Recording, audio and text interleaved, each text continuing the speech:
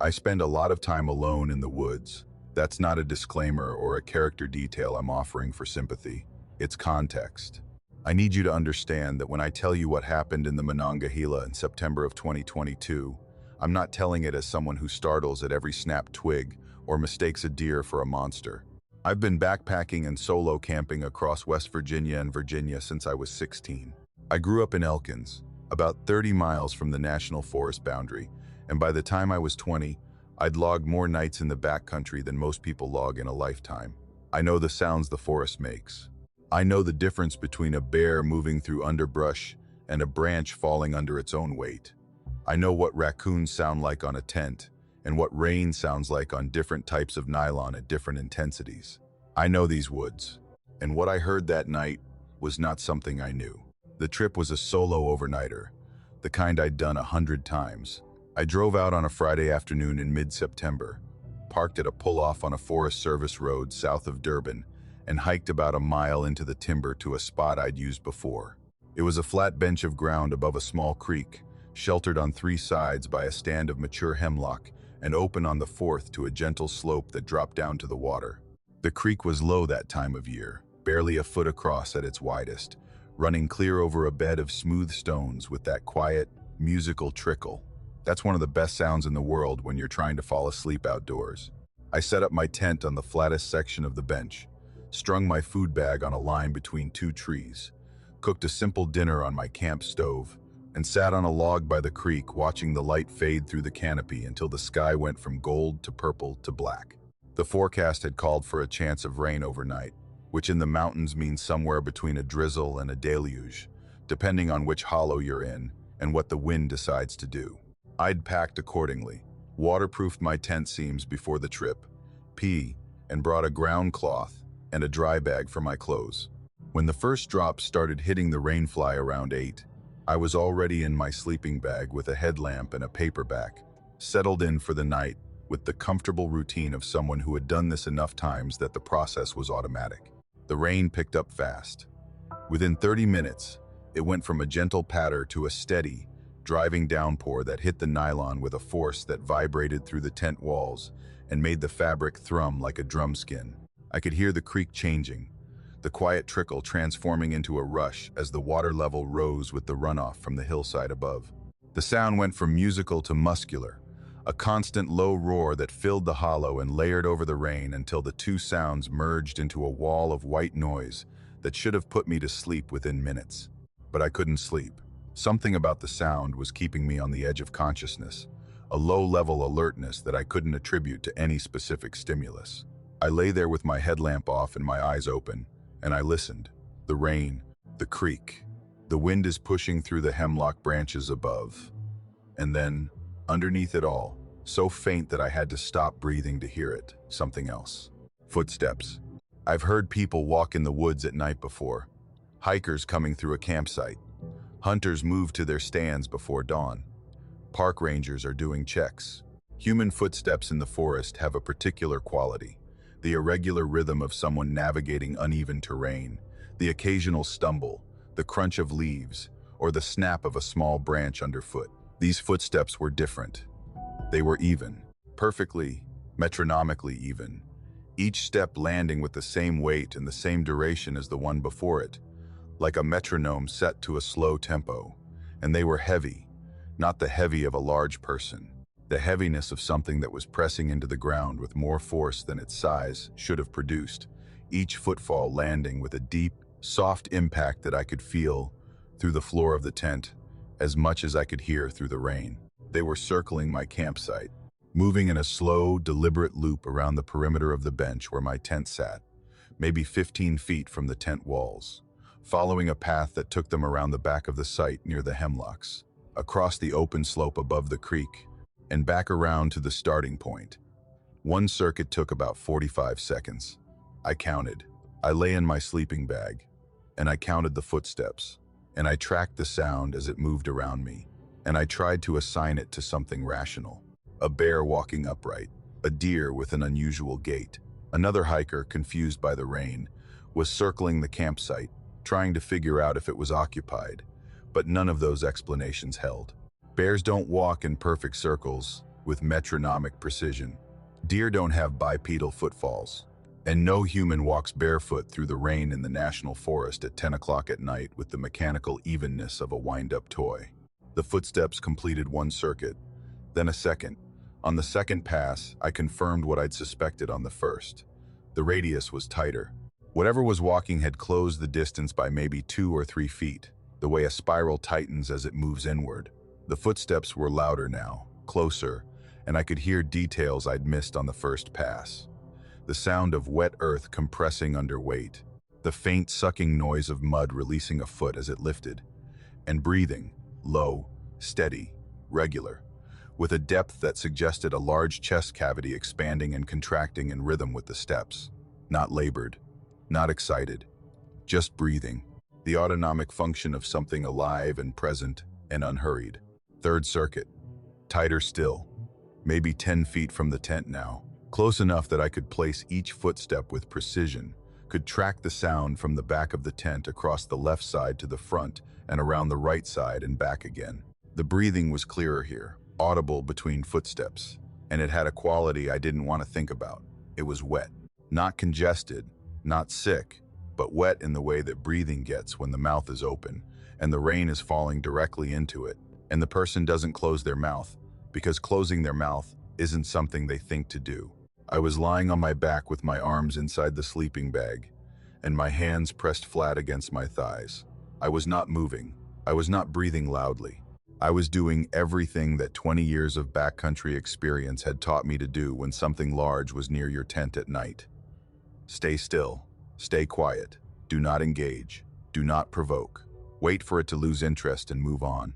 This is the protocol for bears, for bobcats, for the rare mountain lion that wanders through the eastern mountains. It is the protocol for animals that are curious, but not invested, that will investigate a campsite and leave when they find nothing worth the effort.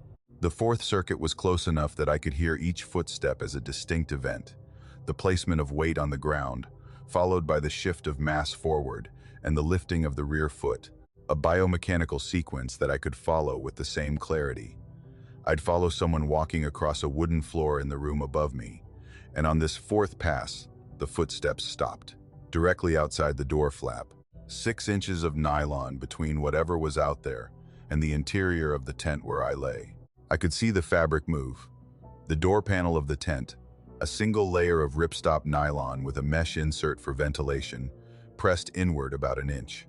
Not from the wind, not from rain accumulation, from pressure.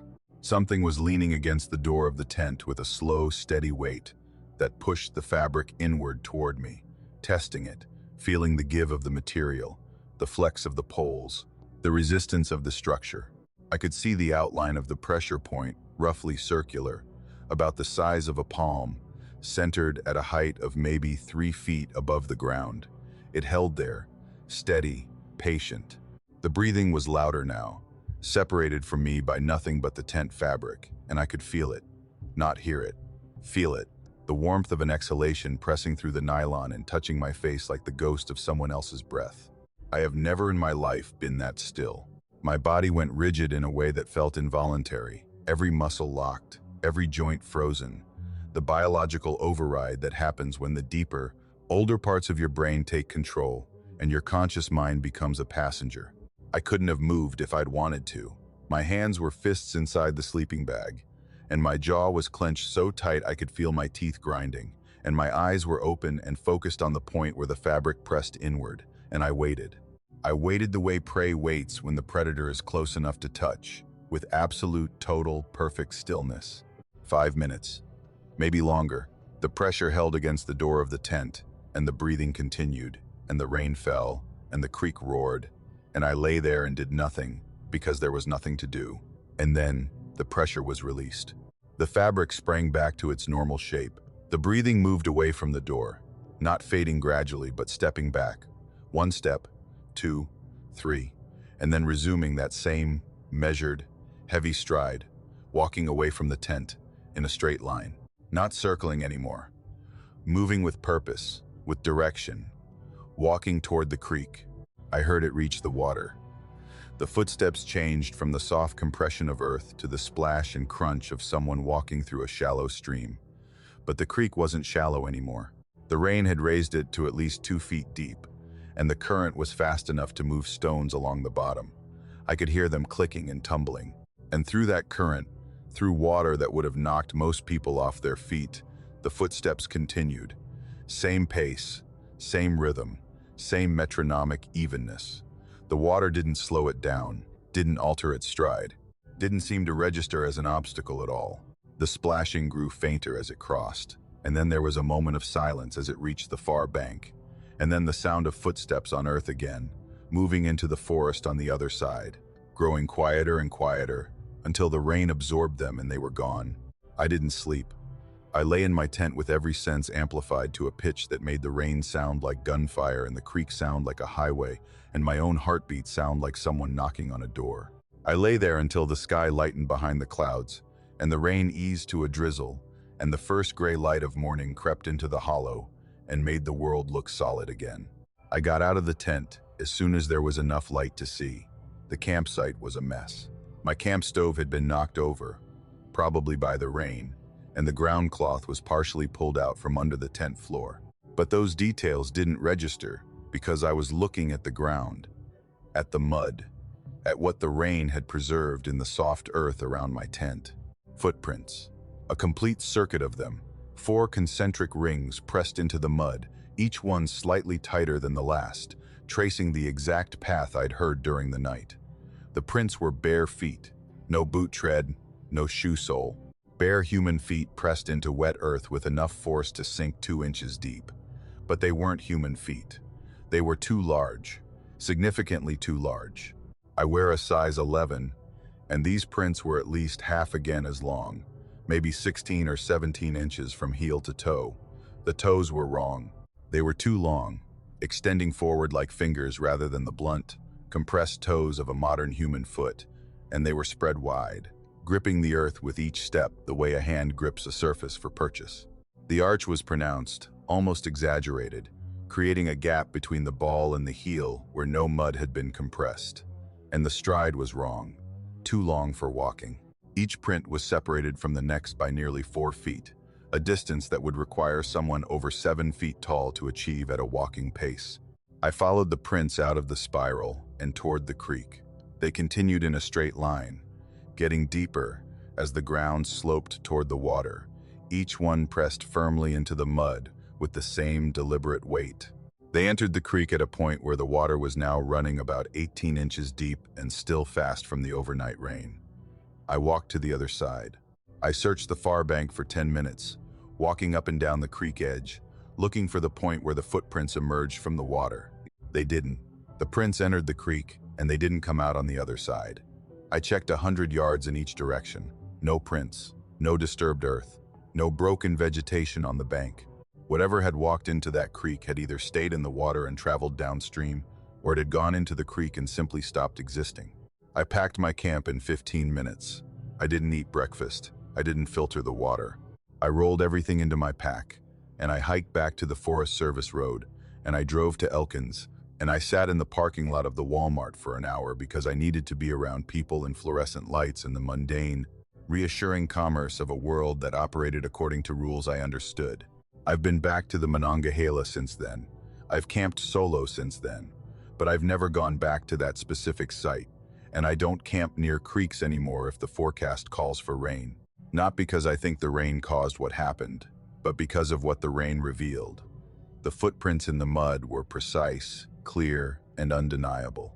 They were the physical record of something that walked on 2 legs with bare feet that weren't human, that circled my tent 4 times with a patience that suggested ritual rather than curiosity, that pressed against the door of my tent and breathed on me through the nylon, and then walked into a flooded creek and vanished. I've told this story to 3 people.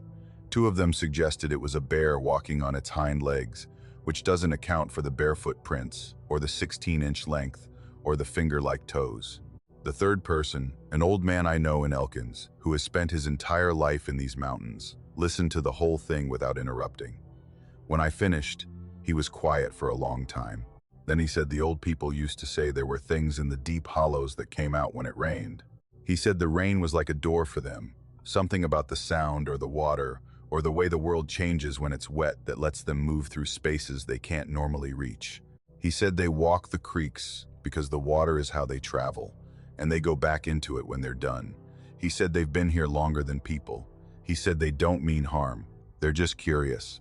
They circle because they're trying to understand what you are. I asked him what they are. He shook his head and said he didn't know. Nobody does. They don't have a name. Not in English. Not in any language he knew. They're just the things that come out when it rains. And if you're smart, he said, you stay in your tent and you don't move and you let them finish their circles and go back to the water, and you don't follow the prints to the creek. Because the prints go in, he said, but they don't come out. And sometimes the people who follow them don't come out either. Nate and I had been planning the Cranberry River trip for most of the summer. We'd talked about it over beers at his place in Marlinton, spreading a topo map across his kitchen table and tracing the river's path through the cranberry wilderness, marking the flat spots along the bank where we could set up camp and the deeper pools where the native brook trout held in the shadows of the rhododendron. The plan was simple. 3 days, 2 nights, hiking the river trail south from the Cranberry campground and fishing our way downstream to a takeout point where Nate's girlfriend would pick us up. We'd done trips like this before, Nate and I, half a dozen times over the years since we'd met working summer maintenance for the Forest Service back in our 20s. He knew the backcountry the way I knew it, not from guidebooks or apps, but from boots on the ground, from sleeping in it and sweating through it and learning its moods the way you learn the moods of a person you live with. We were both in our mid-30s now, both carrying a little more weight and a little less enthusiasm than we'd had at 22. But the woods still felt like the place where we were most ourselves, and this trip was something we needed. We started on a Friday morning in late September, parking at the campground trailhead and hiking south along the river through a corridor of hemlock and red spruce that closed over the trail like a cathedral ceiling. The weather was overcast but dry, the kind of gray mountain day that can go either way, and the forecast called for scattered showers in the evening, with clearing overnight. We made good time, covering about 4 miles by early afternoon and reaching the spot we'd marked on the map as our first campsite, a wide gravel bar on the inside of a river bend where the ground was level and the water ran shallow and clear over a bed of polished stones. The rain started earlier than the forecast predicted. Around 3 in the afternoon, the scattered showers consolidated into a steady, soaking rain that came in from the northwest and settled over the valley with the heavy, permanent feel of a system that wasn't going anywhere. We were still setting up camp when the gravel bar started to flood. The river rose fast, the way mountain rivers do when the watershed above is steep and the soil is already saturated from a wet summer. Within an hour, the water had risen a foot and was creeping across the gravel toward our tents. Nate looked at me, and I looked at the river, and we both knew the sight was done. We packed up in the rain and moved uphill, looking for higher ground that was flat enough to pitch on. The problem with the cranberry drainage is that the river runs through a narrow valley with steep, forested slopes on both sides, and flat ground near the water is rare. What's above the flood line tends to be angled, rocky, root-choked, or all three. We bushwhacked along the hillside for maybe 20 minutes, getting wetter and more irritated with each step before we found it. A flat stretch of ground about 50 yards uphill from the river, in the shadow of a railroad bridge. The bridge was old. I'd seen it on the topo map, a thin black line crossing the river at an elevation that put it about 40 feet above the water, but I hadn't thought much about it. The rail line had been abandoned decades ago, part of a logging railroad network that had been built in the early 20th century to haul timber out of the Cranberry, and had been left to rust when the logging stopped. The bridge itself was a steel truss structure, maybe 60 feet long, spanning the river from one hillside to the other on concrete abutments that were stained with mineral deposits and cracked with age. The steel was dark orange with rust, the trusses and cross members forming a skeletal framework against the gray sky, and the ties that had once held the rails were rotted to the point where some had fallen out entirely, leaving gaps in the deck that showed the river moving 40 feet below. The rails themselves were gone, probably salvaged years ago for scrap. What remained was the skeleton, the iron bones of a structure that had outlived its purpose and was slowly being reclaimed by time and weather. The flat ground beneath the bridge wasn't ideal, but it was better than anything else we'd found. A section of earth about 20 feet wide and maybe 30 feet long, sheltered partially by the bridge deck above, with a mix of gravel and packed dirt that would drain better than the clay soil on the slopes. We set up our tents side by side, strung a tarp between two of the bridge's concrete abutment walls, and cooked dinner on Nate's camp stove in the relative dry of the tarp shelter. Rice and canned chili, eaten in the fading light, while the rain hammered the tarp and the river roared below us, and the bridge loomed overhead like the ribcage of something enormous. Nate was in good spirits despite the weather. He was the kind of person who adjusted to setbacks with an ease I envied, the kind who could turn a flooded campsite and a forced relocation into a story he'd tell with enthusiasm at the next barbecue. We ate and talked and drank coffee and watched the rain, and by 10 o'clock we were both tired enough that the wet, uncomfortable reality of our situation seemed manageable. Nate zipped into his tent. I zipped into mine. The rain continued, steady and unrelenting, and I lay in my sleeping bag and listened to it fall on the nylon above me, and on the steel of the bridge further above, and on the surface of the river somewhere below, and to the side, all of it blending into a layered percussion that was almost musical in its complexity. I fell asleep around 10:30. I know this because I checked my watch before closing my eyes, a habit I'd developed on solo trips and maintained even when camping with company. The next time I checked, it was 12:14 in the morning, and I was wide awake. What woke me was a sound from above, not from the rain or the wind or the river, from the bridge, a scraping. Low and metallic, the unmistakable sound of something heavy being dragged across steel. It started at one end of the bridge, the far end, the side that connected to the hillside across the river from where we were camped, and it moved slowly along the deck toward our side. The sound was deliberate and measured, not the random scraping of a branch blown across the structure by wind or the accidental clatter of loose debris shifting in a storm. This was something being pulled. The rhythm was too consistent, too sustained, the kind of sound you'd produce if you were dragging a heavy chain across the steel rails of a bridge deck, each link catching on the next crossmember and clanking over it before catching on the next. I lay in my tent, and I stared upward at the ceiling, and I listened as the sound crossed the bridge from the far side to the center. It took maybe 2 minutes. The scraping was loud enough to hear clearly over the rain, a metallic groan and clatter that resonated through the steel trusses and the concrete abutments and the ground beneath my tent. When it reached the center of the bridge, directly above our campsite, it stopped. Silence. Or rather, the relative silence of rain falling on a bridge with nothing else happening. The scraping had ceased, and the bridge was still, and I lay there waiting for it to resume, waiting for the sound to continue across to our side and descend the hillside and reveal itself as a fallen cable, or a section of loose railing being moved by the wind, or any of the dozen explanations my mind was assembling and discarding. With increasing desperation, it didn't resume. Instead, a new sound began. From the center of the bridge, from the point directly above us, something started to descend. I could hear it clearly, a metallic uncoiling, link by link, the sound of a heavy chain paying out from a spool or a pile, descending through the open gaps in the bridge deck, dropping toward the ground.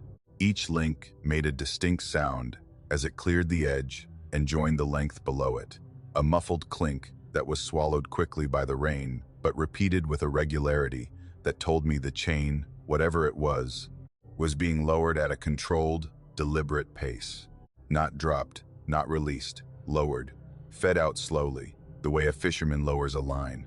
I heard Nate move in his tent, the rustle of a sleeping bag, the quiet sound of him sitting up. I could picture him doing exactly what I was doing, lying still, eyes open, staring upward at a tent ceiling that was vibrating slightly with each clink of the descending chain. Neither of us spoke.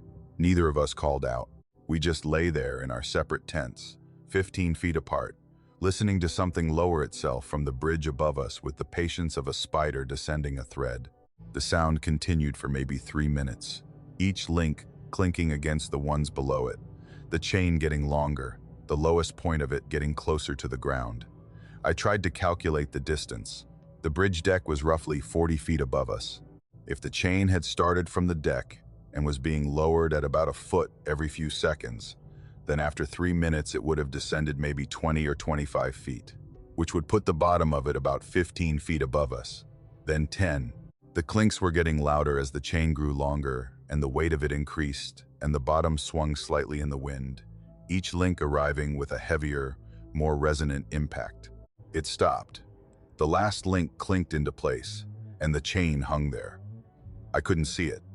The rain and the darkness and the tent ceiling between me and the bridge made it invisible. But I could hear it. The faint, rhythmic creak of heavy metal swinging in the wind.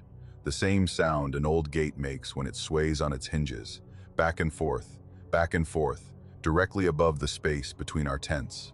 I could feel it too, the way you feel the presence of a large object nearby, a displacement in the air pressure, a weight hanging above you that your body can sense even when your eyes can't confirm.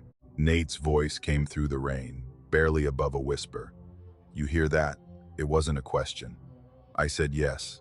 He didn't say anything else. We lay in our tent, and we listened to the chain swing above us, and neither of us moved. Not because we were paralyzed or frozen, though fear was certainly part of it, but because there was nothing to do. Whatever was hanging from the bridge was hanging from the bridge, and getting out of the tent meant standing up and looking at it, and neither of us was prepared to do that in the dark, in the rain. The chain swung for hours. The sound varied slightly with the wind, sometimes barely audible, sometimes loud enough that I could hear individual links grinding against each other as the chain twisted and untwisted in the gusts. At some point, I became aware that the sound had a secondary quality, an overtone beneath the metallic creaking that I hadn't noticed at first. A low, sustained vibration, almost subsonic, that traveled through the chain and into the bridge structure, and down through the abutments, and into the ground, and up through the floor of my tent, and into my body. I could feel it in my chest and in my teeth and in the hollow spaces behind my eyes. It wasn't a sound you heard. It was a sound you experienced, the way you experience the bass at a concert, a physical sensation that bypassed the ears entirely. Dawn came slowly. The rain eased to a drizzle around 5 and the sky began to lighten by 5:30, turning the darkness from absolute to graduated, the vague shapes of trees and bridge and hillside emerging from the black, like a photograph developing in reverse. I lay in my tent and watched the light change and listened. The chain had gone silent sometime in the last hour, the creaking fading so gradually that I couldn't pinpoint the moment it stopped. I unzipped my tent and stepped out into the gray morning. The air was cold and wet and smelled like river stone and decaying leaves. Nate was already out, standing at the base of the nearest concrete abutment, looking up at the bridge. I walked over and stood beside him, and we both looked. The bridge was empty. The steel trusses stood in their rusted framework exactly as they had the day before.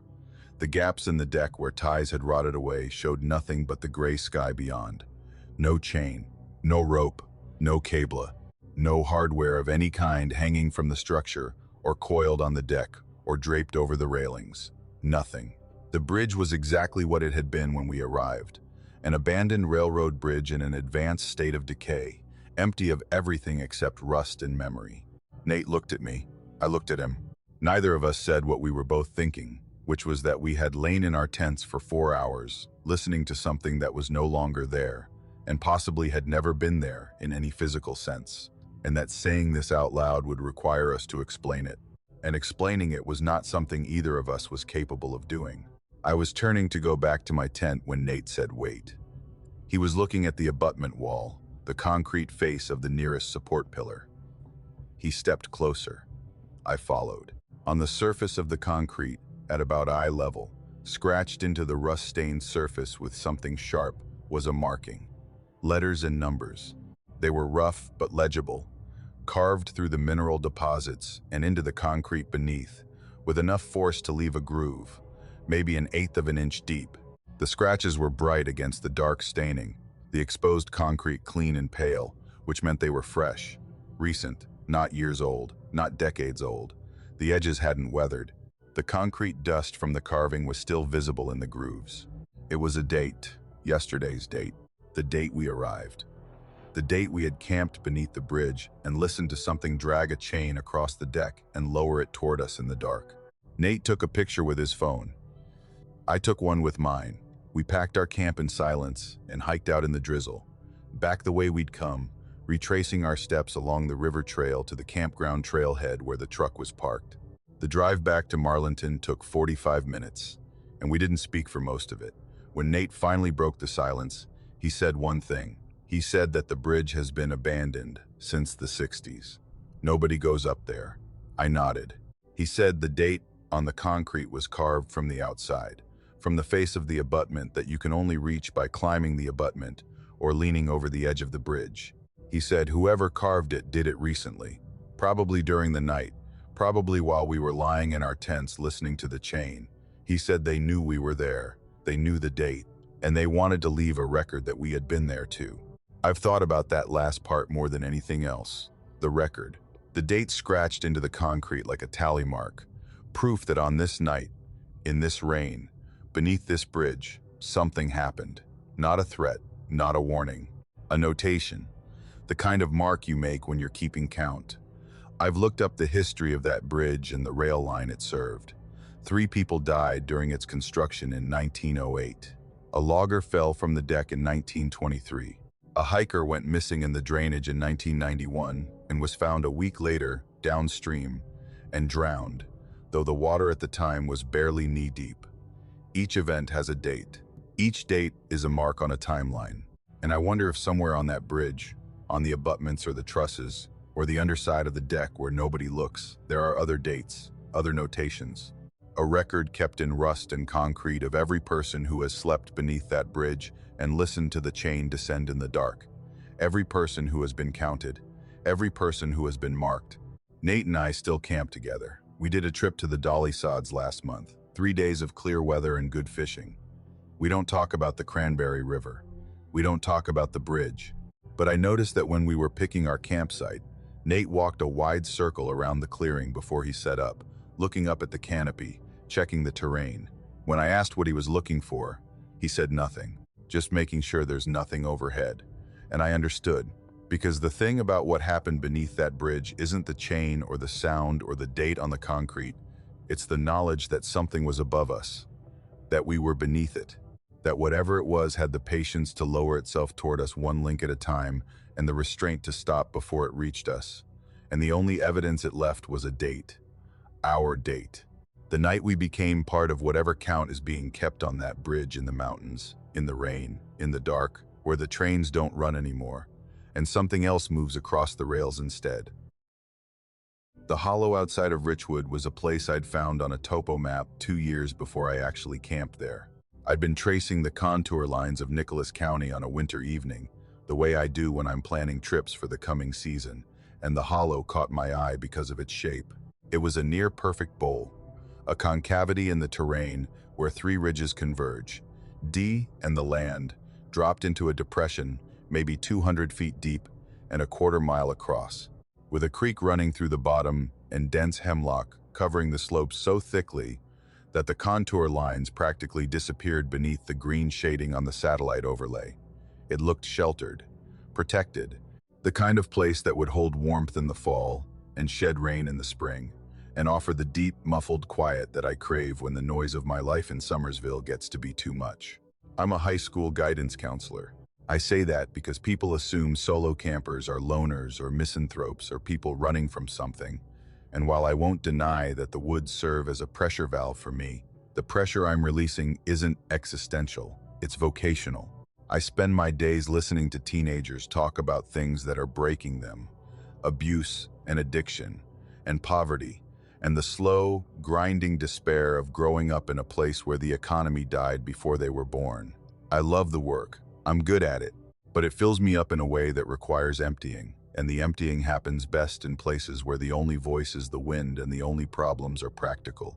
Where to hang my hammock, how to filter water, what to cook over a fire that I built with my own hands. The hollow outside Richwood was supposed to be one of those places. A reset, a breath. I hiked in on a Friday afternoon in late October of 2023, following a game trail that dropped off a forest road and descended through the hemlock into the bowl. The trail was faint, more suggestion than path, and the hemlock canopy closed over my head within the first 100 yards, turning the afternoon light from gold to green to something approaching dusk, even though it was barely 4 o'clock. The hollow was everything the map had promised. Sheltered, quiet, carpeted with a thick layer of hemlock needles that softened every footstep and muffled every sound.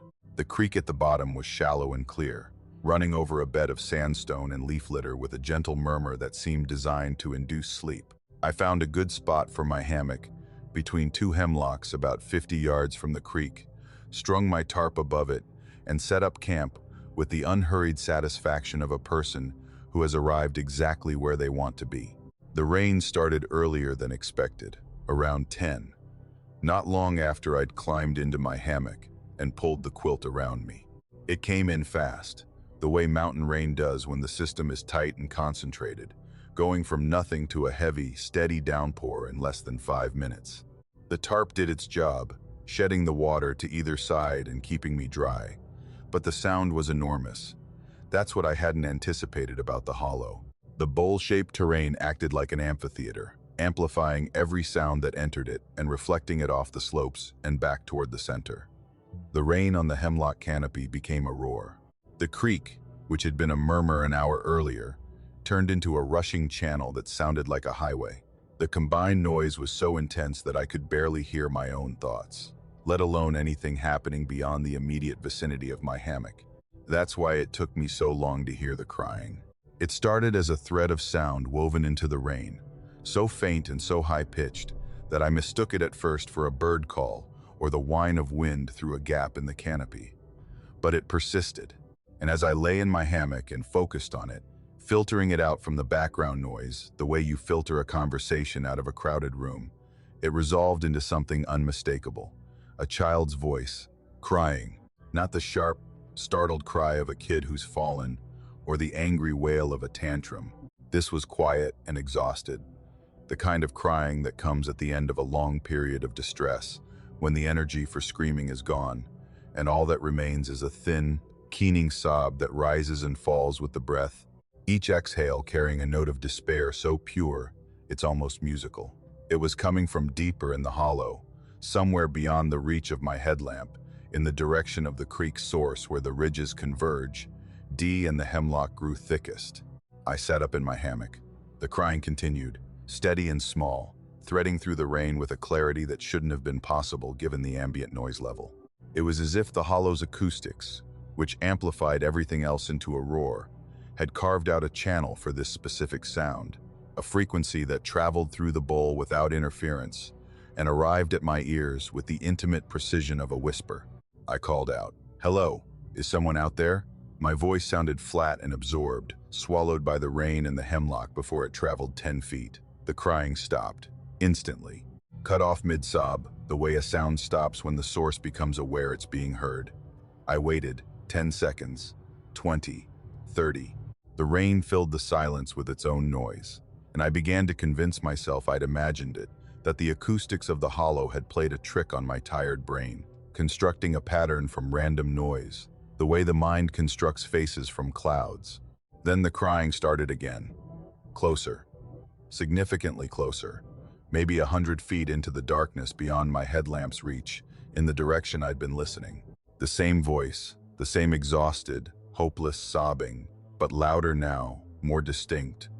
The individual inhalations and exhalations audible between sobs. A child, out in the rain, in the dark, in a hollow miles from the nearest road in Nicholas County, at 11 o'clock at night. I know what you're thinking because I was thinking it too. Lost kid, separated from a family camping nearby, wandered off the trail and got turned around in the dark and the rain, and ended up in this hollow crying for help. It happens. Not often, but it happens, especially in the fall when hunting season brings families into the backcountry who don't always keep track of their children the way they should. Every instinct I had, every professional bone in my body that had spent 15 years listening to young people in distress and responding to their needs, told me to get out of the hammock and find that child. I put on my boots. I grabbed my flashlight, the big one, a 1,000-lumen beam that could cut through rain and fog and hemlock shadow like a searchlight. I climbed out of the hammock. Kay and I walked toward the crying. The beam showed me hemlock trunks and rain, and the dark mulch of the forest floor. The crying was ahead of me, steady, persistent, a sound that pulled me forward with a force that felt almost physical, the way a current pulls a swimmer, not violently, but irresistibly. I walked 30 feet, 50. The crying maintained its distance, staying roughly 100 feet ahead of me, never getting louder, never getting softer. I stopped. The crying stopped. I waited. It started again, from the same distance, the same direction. I walked another 50 feet. Same thing. The source of the sound was retreating as I advanced, matching my pace, maintaining the gap between us with a precision that started to feel less like a coincidence and more like intention. I should have stopped then. I should have recognized the pattern for what it was and turned around and gone back to my hammock and dealt with the guilt of not responding to a child in distress by reminding myself that children in distress don't maintain a perfect 100-foot radius from the person trying to help them. But the sound was so real, so specific, so perfectly calibrated to trigger the exact response it was triggering in me. The trembling inhalation, the shaking exhale, the hitch in the breath between sobs sounds like a small body convulsing with cold or fear. It was flawless.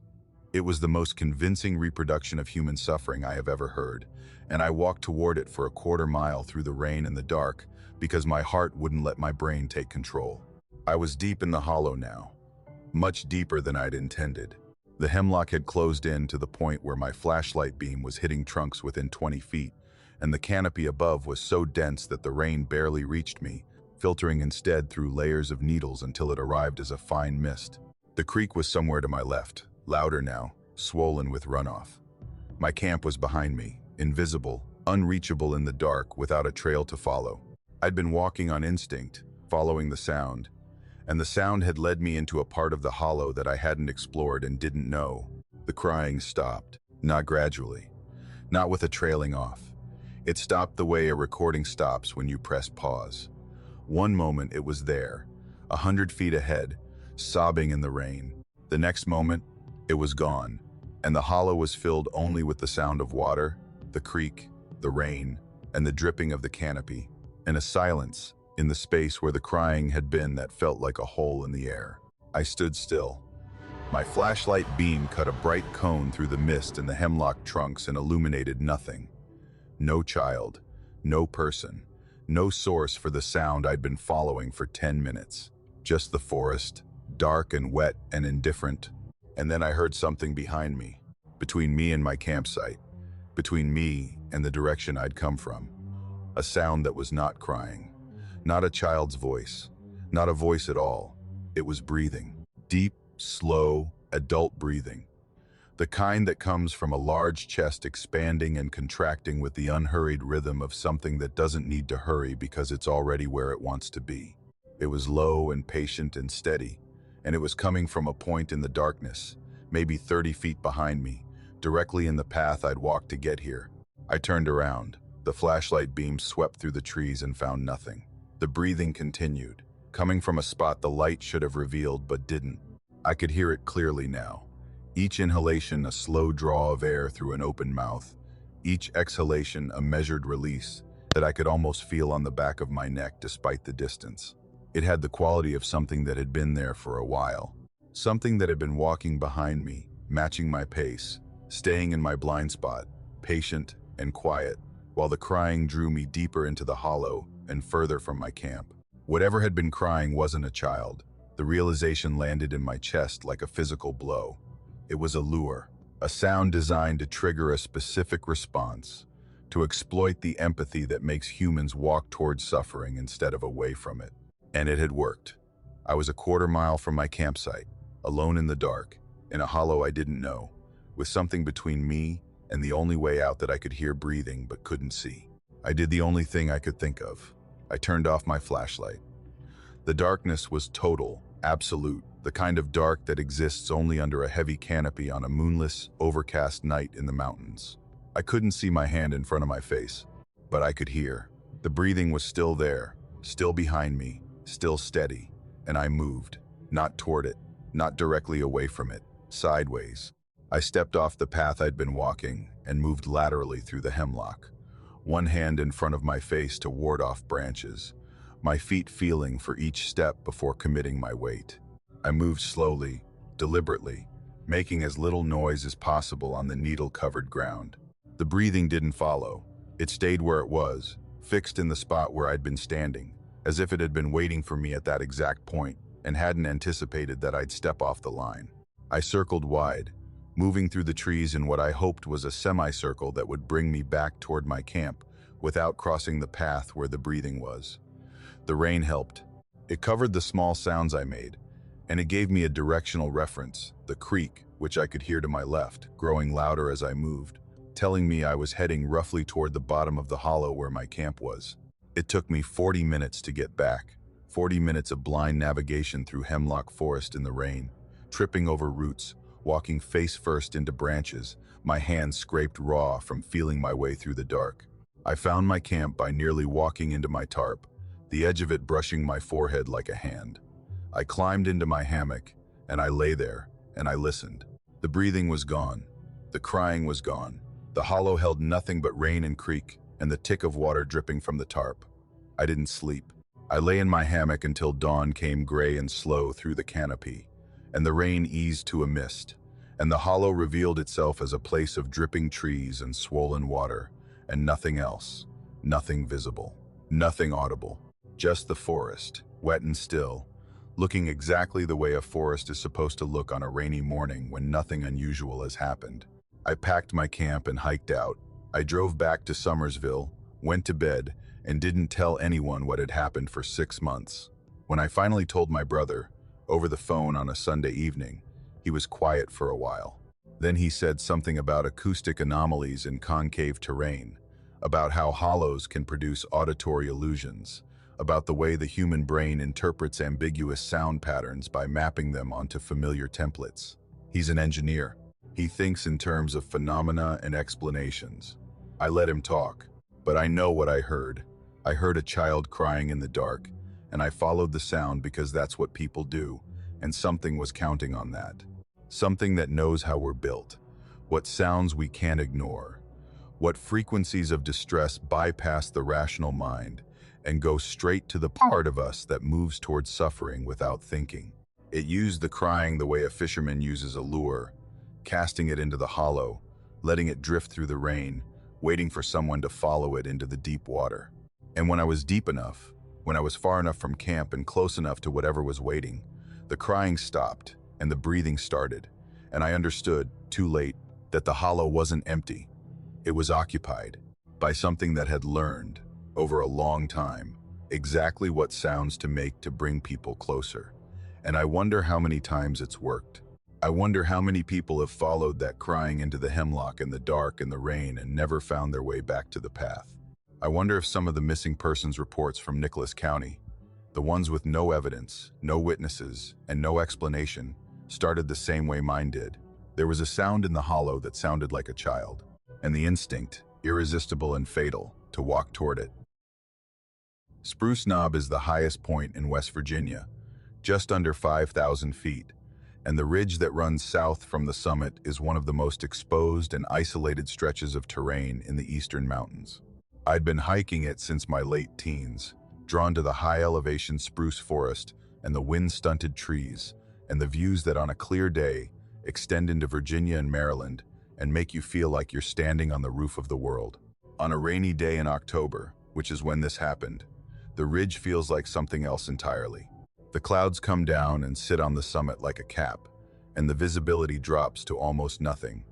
G and the spruce trees disappear into the fog, and the whole landscape contracts to a circle of maybe 20 or 30 feet around you, beyond which everything is gray and wet and formless. It's beautiful in a way that edges toward unsettling, the kind of beauty that reminds you how small you are and how easily the world could swallow you without noticing. I was 29.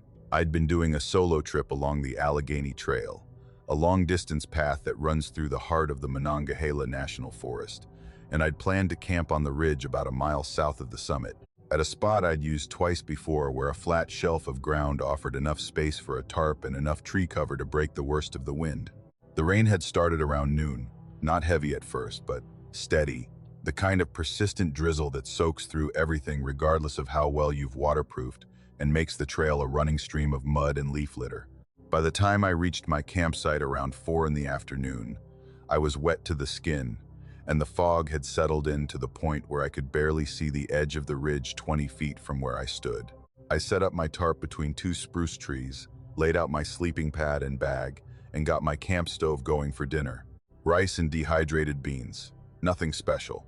The kind of meal you eat for calories rather than pleasure when you've been hiking in the rain all day, and the only thing that matters is getting something warm into your body.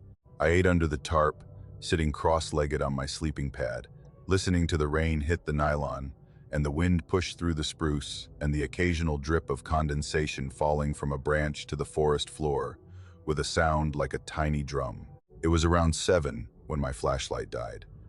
My primary light, a handheld LED that I'd been using for 3 years, flickered twice and went dark in the middle of my trying to organize my gear for the night. The batteries were new, replaced before the trip, but the switch had been getting unreliable for months, and I'd been putting off replacing the whole unit. I fished around in my pack for the backup, a smaller light that I kept in a Ziploc bag with spare batteries, and turned it on. The beam was narrower than my primary, more focused, a tight cone of white light that cut through the fog and rain like a laser, and illuminated whatever it touched with a harsh, bleached clarity. I swept the beam across the campsite the way you do when you first turn on a light in the dark, an instinctive survey of your surroundings. A quick confirmation that the world around you is the same world that was there when the lights went out. The beam traveled across the tarp, the pack, the stove, the nearest spruce trunks, and then, as I swung it south along the ridge, out into the fog and the rain and the dark that lay between my campsite and the next visible feature of the landscape, which was nothing, the beam touched something. 200 yards down the ridge, through layers of rain and fog that should have made anything at that distance invisible, a light came on. A single point of white, steady and unflickering, appeared at the exact instant my beam swept across its position. It was not a campfire. Campfires are orange, and they flicker, and they cast a diffuse glow that illuminates the surrounding area. This was sharp, clean, white. The size of a dime, at arm's length, precise and unwavering, like a flashlight pointed directly at me from a distance. I held my beam on the spot for maybe 2 seconds and then, reflexively, swung the light back toward my campsite. The instant my beam left the spot, the light vanished. Not gradually, not with a fade. It switched off, cleanly and completely, the way an electric light does when someone flips a switch. The ridge was dark again, just rain and fog, and the small circle of my tarp and the narrow beam of my backup flashlight pointed at my own boots. I pointed the beam back down the ridge. The light appeared. Same position, same intensity, same instant response, as if the light and my beam were connected by a circuit that closed when I looked and opened when I looked away. I moved the beam to the left. The light vanished. I moved it back to the position. The light reappeared. I moved it to the right. Gone. Back to center. There. Every test produced the same result. Immediate, precise, and synchronized with my beam, to a degree that eliminated coincidence or reflection, or any of the optical explanations I was constructing and discarding in rapid succession. I did this 6 times. 6 deliberate tests, pointing the beam at the spot and watching the light appear, moving the beam away and watching it vanish.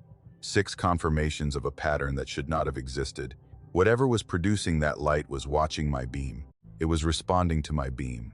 It was matching my actions with the reflexive immediacy of a mirror, except mirrors don't produce their own light, and mirrors don't sit 200 yards away on a fog-shrouded ridge in the rain at 7 o'clock on an October evening.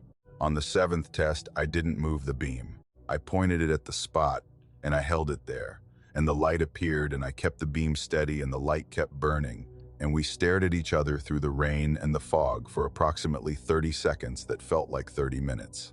I was sitting under my tarp with my backup flashlight gripped in both hands, the beam cutting a narrow tunnel through the weather, and at the end of that tunnel was a light that should not have been there, watching me, responding to me, holding steady with a patience that felt less like a phenomenon and more like a conversation.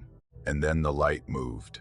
Not suddenly, not with the jerky, startled motion of an animal or the quick repositioning of a person adjusting a flashlight. It moved slowly, steadily, toward me. The point of light began to close the distance between us, maintaining the same brightness, the same elevation, the same steady, unflickering quality, advancing along the ridge in my direction with the unhurried confidence of something that had been waiting. That was the word that arrived in my mind, uninvited and refused to leave. Waiting. The light had been waiting. Sitting in the dark and the rain and the fog at a fixed point on the ridge, invisible, undetectable, until I swept my beam across it and gave it a reason to respond. My flashlight had found it, and now it was coming. For the first 5 seconds of its movement, I sat frozen. The analytical part of my brain was still trying to process what I was seeing, still running through explanations. Another camper, a ranger, an artifact of the fog playing tricks with light sources. But the deeper part, the part that operates below language and logic, and the comforting infrastructure of rational thought, had already made its assessment. It was wrong. Whatever was producing that light and moving it toward me through the rain was wrong in a way that bypassed every intellectual filter I had and went straight to the mechanism that tells a body when to run. I killed my flashlight. The darkness was immediate and absolute. The light down the ridge vanished at the same instant, as if our lights had been connected by a wire that I'd just cut. I sat in the dark under my tar, and I listened. Rain, wind, the dripping of the spruce. Nothing else. No footsteps, no sound of approach. Just the weather and the mountain and the silence where the light had been. I packed my camp in the dark. I did it by feel, my hands finding each item from memory and stuffing it into my pack with a speed that came from years of practice and a motivation that came from somewhere much older. Tarp down, sleeping pad rolled, bag stuffed, stove and fuel canister secured. I did it without a light because turning on a light would mean being seen, and being seen would mean being answered, and I did not want to be answered again. I hiked out in the dark, 2 miles of ridge trail in the pouring rain with no light, navigating by the feel of the trail under my boots and the occasional touch of a spruce branch against my arm telling me I'd drifted too close to the edge. The trail was a river of mud, and I slipped twice and fell once, catching myself on a root, and I didn't stop. I didn't turn around. I didn't take out my flashlight. I walked with my eyes adjusted to the absolute dark, which in the fog and rain meant I could see almost nothing, and I followed the trail by memory and by the subtle differences in terrain that my feet could detect through the soles of my boots. The trailhead took 45 minutes to reach. My truck was the only vehicle in the gravel lot. I threw my pack in the bed, got behind the wheel, started the engine, and sat there with the headlights on and the heater blasting and the wipers sweeping the rain from the windshield. The lot was small, carved into the edge of the spruce forest, surrounded by dark trees on 3 sides and the gravel access road on the 4th. The headlights illuminated the trees and the rain and the fog, and nothing else. No light on the ridge, no point of white in the distance, no indication that anything was up there except the weather, the timber, and the empty trail I'd just walked. I drove back to Elkins, and I slept in my own bed, and I didn't go back to Spruce Knob for over a year.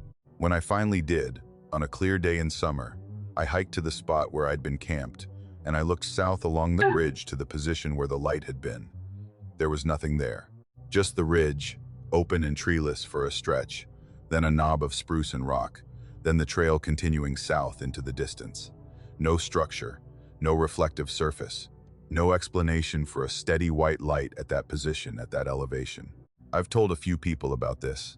The responses range from ball lightning to another hiker to "you were tired and the fog plays tricks." I accept all of these as possibilities. I'm not someone who insists on the supernatural when the natural hasn't been fully explored. But none of those explanations account for the responsiveness. The light didn't just appear. It appeared when I looked. It disappeared when I looked away.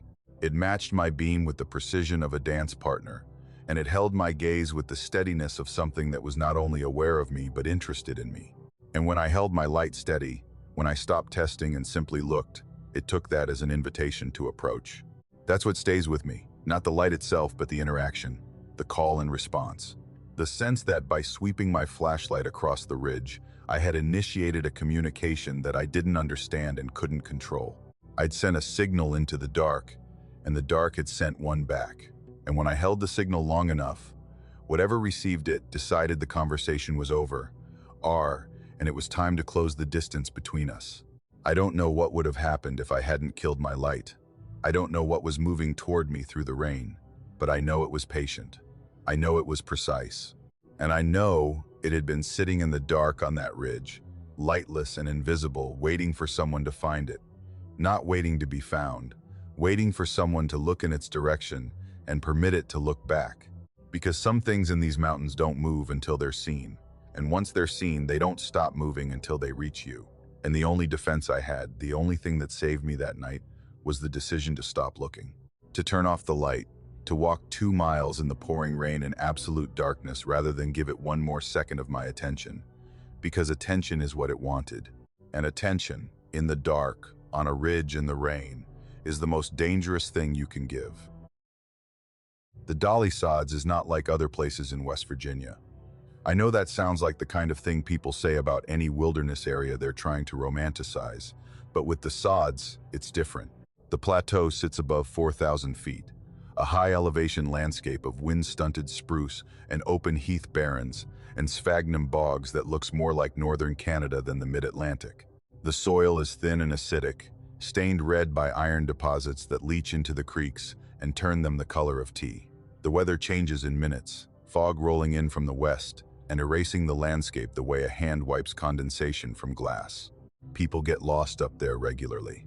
Experienced hikers, people with GPS and topo maps, and years of backcountry travel, walk into the fog and come out miles from where they intended, disoriented by the sameness of the terrain and the way the spruce groves and open meadows repeat themselves in patterns that feel deliberate, as if the landscape is designed to circulate you rather than let you pass through.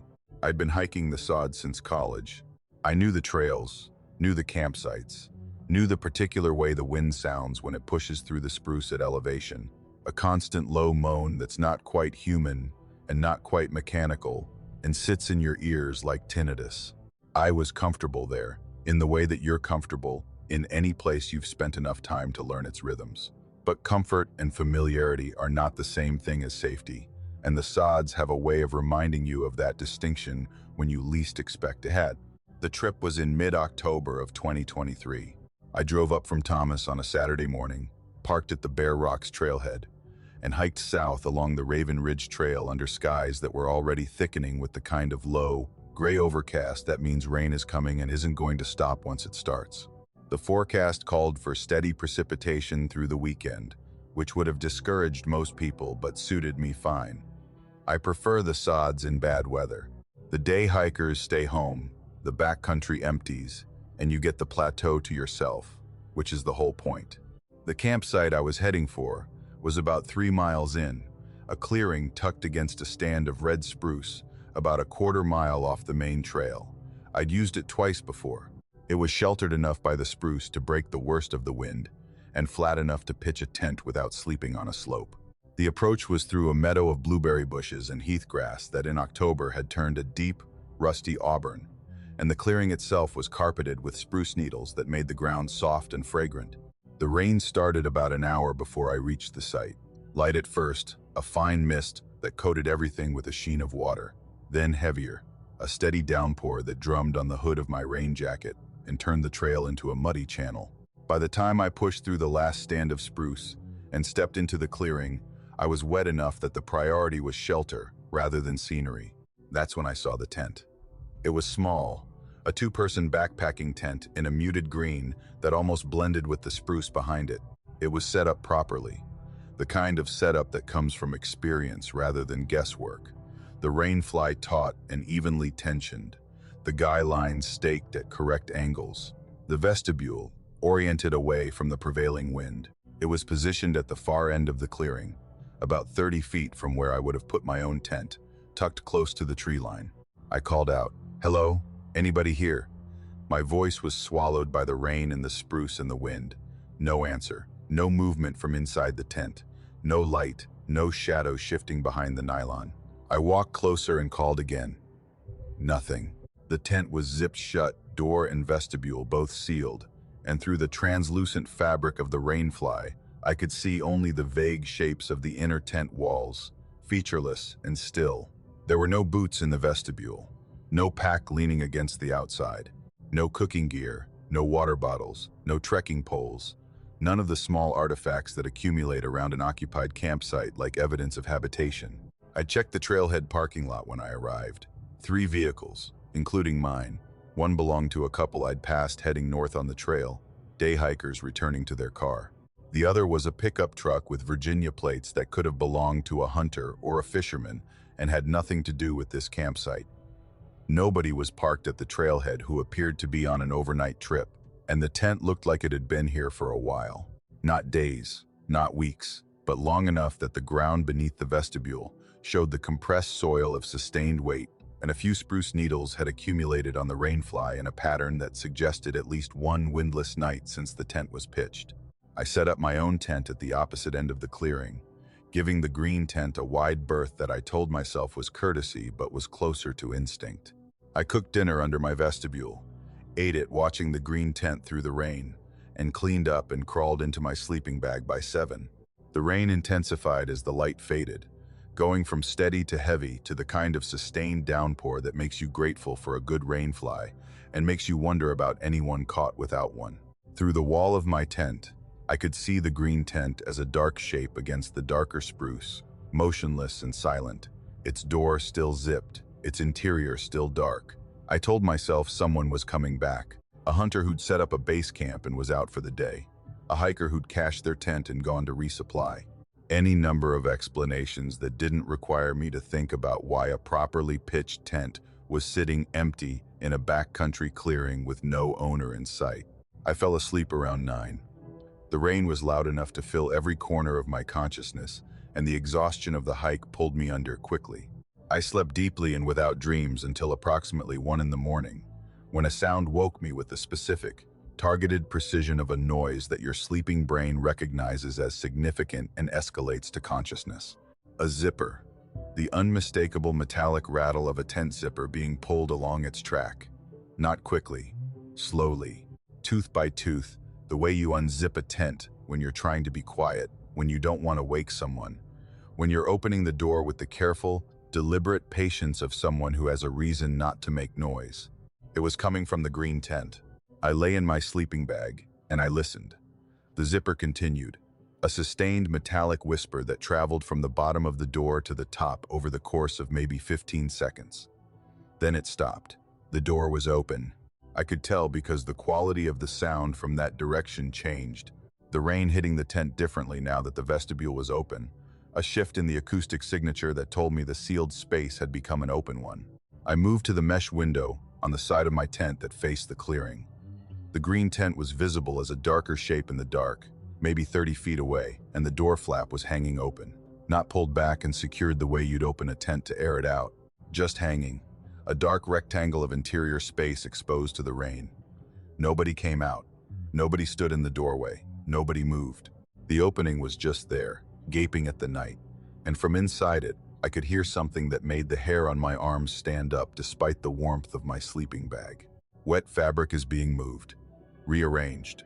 The sound of nylon sliding against nylon, slow and deliberate, the way you'd hear a sleeping bag being unrolled, or a rain jacket being spread flat, or clothing being folded and unfolded and smoothed out on the floor of a tent. It was methodical, unhurried. The sounds of someone preparing a space, making room, arranging an interior for a purpose I couldn't see and didn't want to imagine. The movements had a domesticity to them that was worse than any aggressive sound could have been. They were the sounds of someone settling in, getting comfortable, making a place ready. I watched the open door of the green tent for the rest of the night. The rearranging sounds continued for maybe 20 minutes and then stopped, and the tent fell silent, its open door a dark mouth in the side of the clearing that neither closed nor produced anything else. The rain fell into it. The wind pushed the door flap slightly. Nothing emerged. Nothing moved. I didn't sleep. I sat in my tent with my headlamp in my hand, and I watched the green tent, and I listened to the rain, and I waited for dawn with the particular, rigid patience of a person who has decided that the only safe action is inaction. At some point, in the deepest part of the night, around 3 or 4, I became aware of a smell. Faint, carried on the damp air that moved between the two tents. A scent I couldn't immediately identify, but that produced a visceral, involuntary response, a tightening in my throat and a contraction in my stomach. It was organic, human, not decay, not blood, nothing that dramatic. It was the smell of a body, of skin and hair, and the particular chemical signature that a living person produces when they've been in a confined space for a long time. It was coming from the direction of the green tent, carried to me on the rain-wet air through the open door, and it was wrong in a way that I felt rather than analyzed. Not the wrongness of something dead, the wrongness of something present that shouldn't have been. Dawn came slowly. The rain eased to a drizzle. The sky lightened from black to charcoal to gray, and the clearing materialized around me in increments. The spruce first, then the heath, then the ground, then the green tent, still open, still silent, its door flapped dark with rain and hanging limp against the nylon. I packed my camp. I did it methodically, rolling my sleeping bag, deflating my pad, breaking down the tent poles, and stuffing everything into my pack with the focused efficiency of someone who wants to leave and wants to do it properly, and does not want to rush, because rushing would mean admitting that I was afraid, and I wasn't ready to admit that yet. When my pack was loaded and my sight was clean, I walked across the clearing to the green tent. The door was still open. I stood at the vestibule and looked inside. The tent was empty. No sleeping bag, no pad, no gear of any kind. The interior was bare nylon, the floor of the tent pressed flat against the ground, and the only contents were what the night had deposited through the open door. A misting of rain on the fabric, a few spruce needles blown in by the wind. And in the center of the tent floor, arranged with a precision that was immediately, undeniably deliberate, was a pile of clothing. A flannel shirt, green and brown plaid, a pair of jeans, dark denim, men's, maybe a 32 waist, a pair of wool socks, gray, rolled together, a cotton undershirt, white, folded in thirds, and a pair of boots, leather hiking boots, worn and muddy, placed side by side at the edge of the pile with the laces tucked inside. The clothing was folded with care, each piece creased and squared and stacked with the attention you'd give to laundry you were putting away in a drawer. It was soaking wet, every piece saturated with rain, the fabric dark and heavy with water, and it was warm. I know because I touched the flannel shirt. I reached down and put my hand on it, and the warmth came through the wet fabric like a pulse, the residual heat of a body that had been wearing these clothes recently, very recently, within the last hour, within the last few minutes, the heat of skin still trapped in the fibers and radiating outward through the rain and the cold.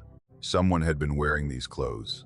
Someone had taken them off in the tent, defolded them neatly, placed them on the floor, and left, into the rain, into the dark, into the dolly sods in October without clothing, boots, or gear of any kind. And the clothing was still warm, which meant they hadn't gone far, which meant they might still be close, standing in the spruce, or the heath, or the fog, barefoot and bare-skinned, watching me crouch at the door of the green tent and touch the flannel shirt they'd folded with such careful, terrible precision. I stood up. I stepped back from the tent. I looked at the clearing and the spruce and the heath and the fog that was already building in the low places as the morning warmed. Nothing. Nobody. Just the plateau and the wind and the rain and the two tents, mine empty and packed, theirs empty and open, and the warm clothing on the floor that had no owner and no explanation. I hiked out in 45 minutes, moving fast, not running but not stopping either, my pack bouncing on my back and my boots splashing through the puddles on the trail. At the trailhead, the parking lot held the same 3 vehicles, including the Virginia pickup that still sat where it had been the day before. I looked at it more closely this time. The bed was empty. The cab was locked. On the passenger seat, visible through the window, was a dolly sods trail map, folded open to the section that included the campsite where I'd spent the night. A campsite was circled in pen. My campsite. I drove home. I called the Randolph County Sheriff's Office from my apartment in Thomas and reported what I'd found. A tent, empty, with warm clothing inside. A vehicle at the trailhead with no apparent owner. The dispatcher took the information and said they'd send someone to check. I don't know if they did. I don't know if they found the tent or the clothing.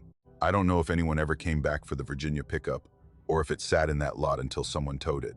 I've been back to the dolly sods since then. I've even hiked past the clearing where the green tent was. It's gone now. The site is empty, the ground recovered, the spruce standing silent and indifferent. But I don't camp there. I don't camp anywhere on the sods anymore. Because the thing I can't stop thinking about isn't the tent, or the clothing, or the zipper opening at 1 in the morning. It's the warmth. The clothing was warm. Whoever had been wearing it had taken it off moments before I found it. They had folded it with care, each piece squared and stacked, the boots placed side by side, the socks rolled, the shirt creased.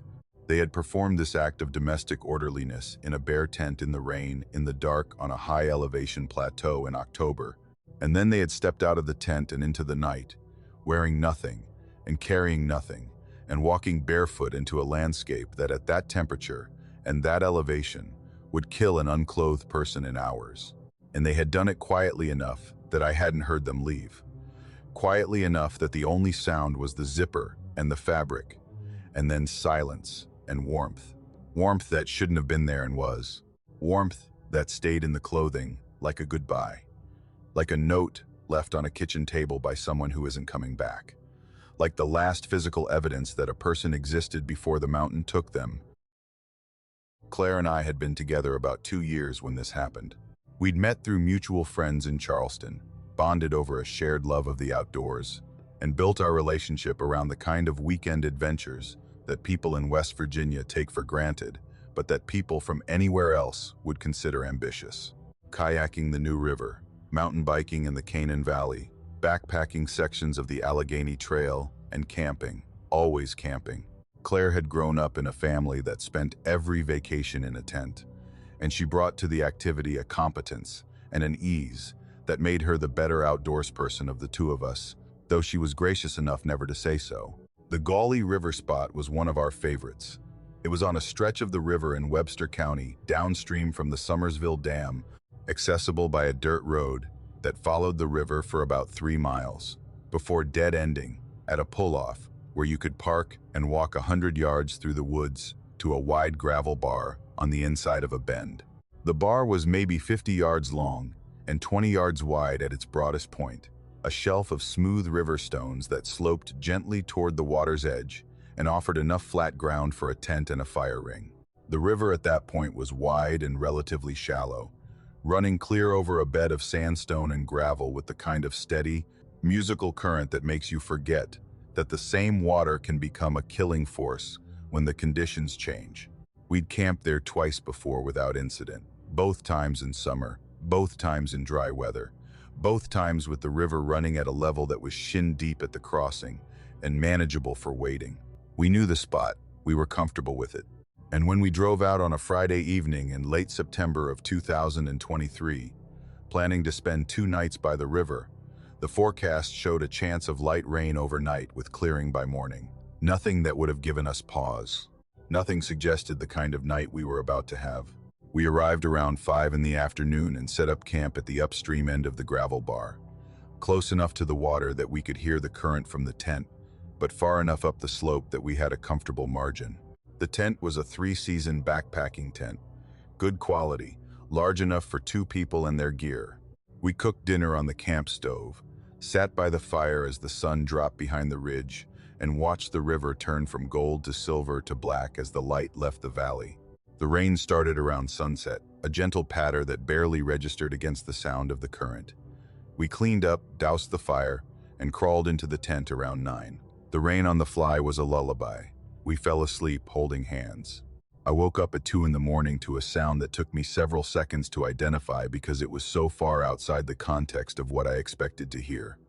Water. Moving fast. Not the gentle current of the Gauley at base flow, but a rushing, churning torrent that sounded like a highway, a continuous roar of water displacing air and carrying stones and branches and everything else in its path. I sat up in the tent, reached for my headlamp, turned it on, and immediately saw the problem. The ground beneath the tent was wet, not damp from condensation, wet. Water was seeping through the gravel from the direction of the river, saturating the ground cloth, turning the floor of the tent into a shallow pool that was deepening as I watched. I unzipped the door and looked out. Tea in my stomach dropped.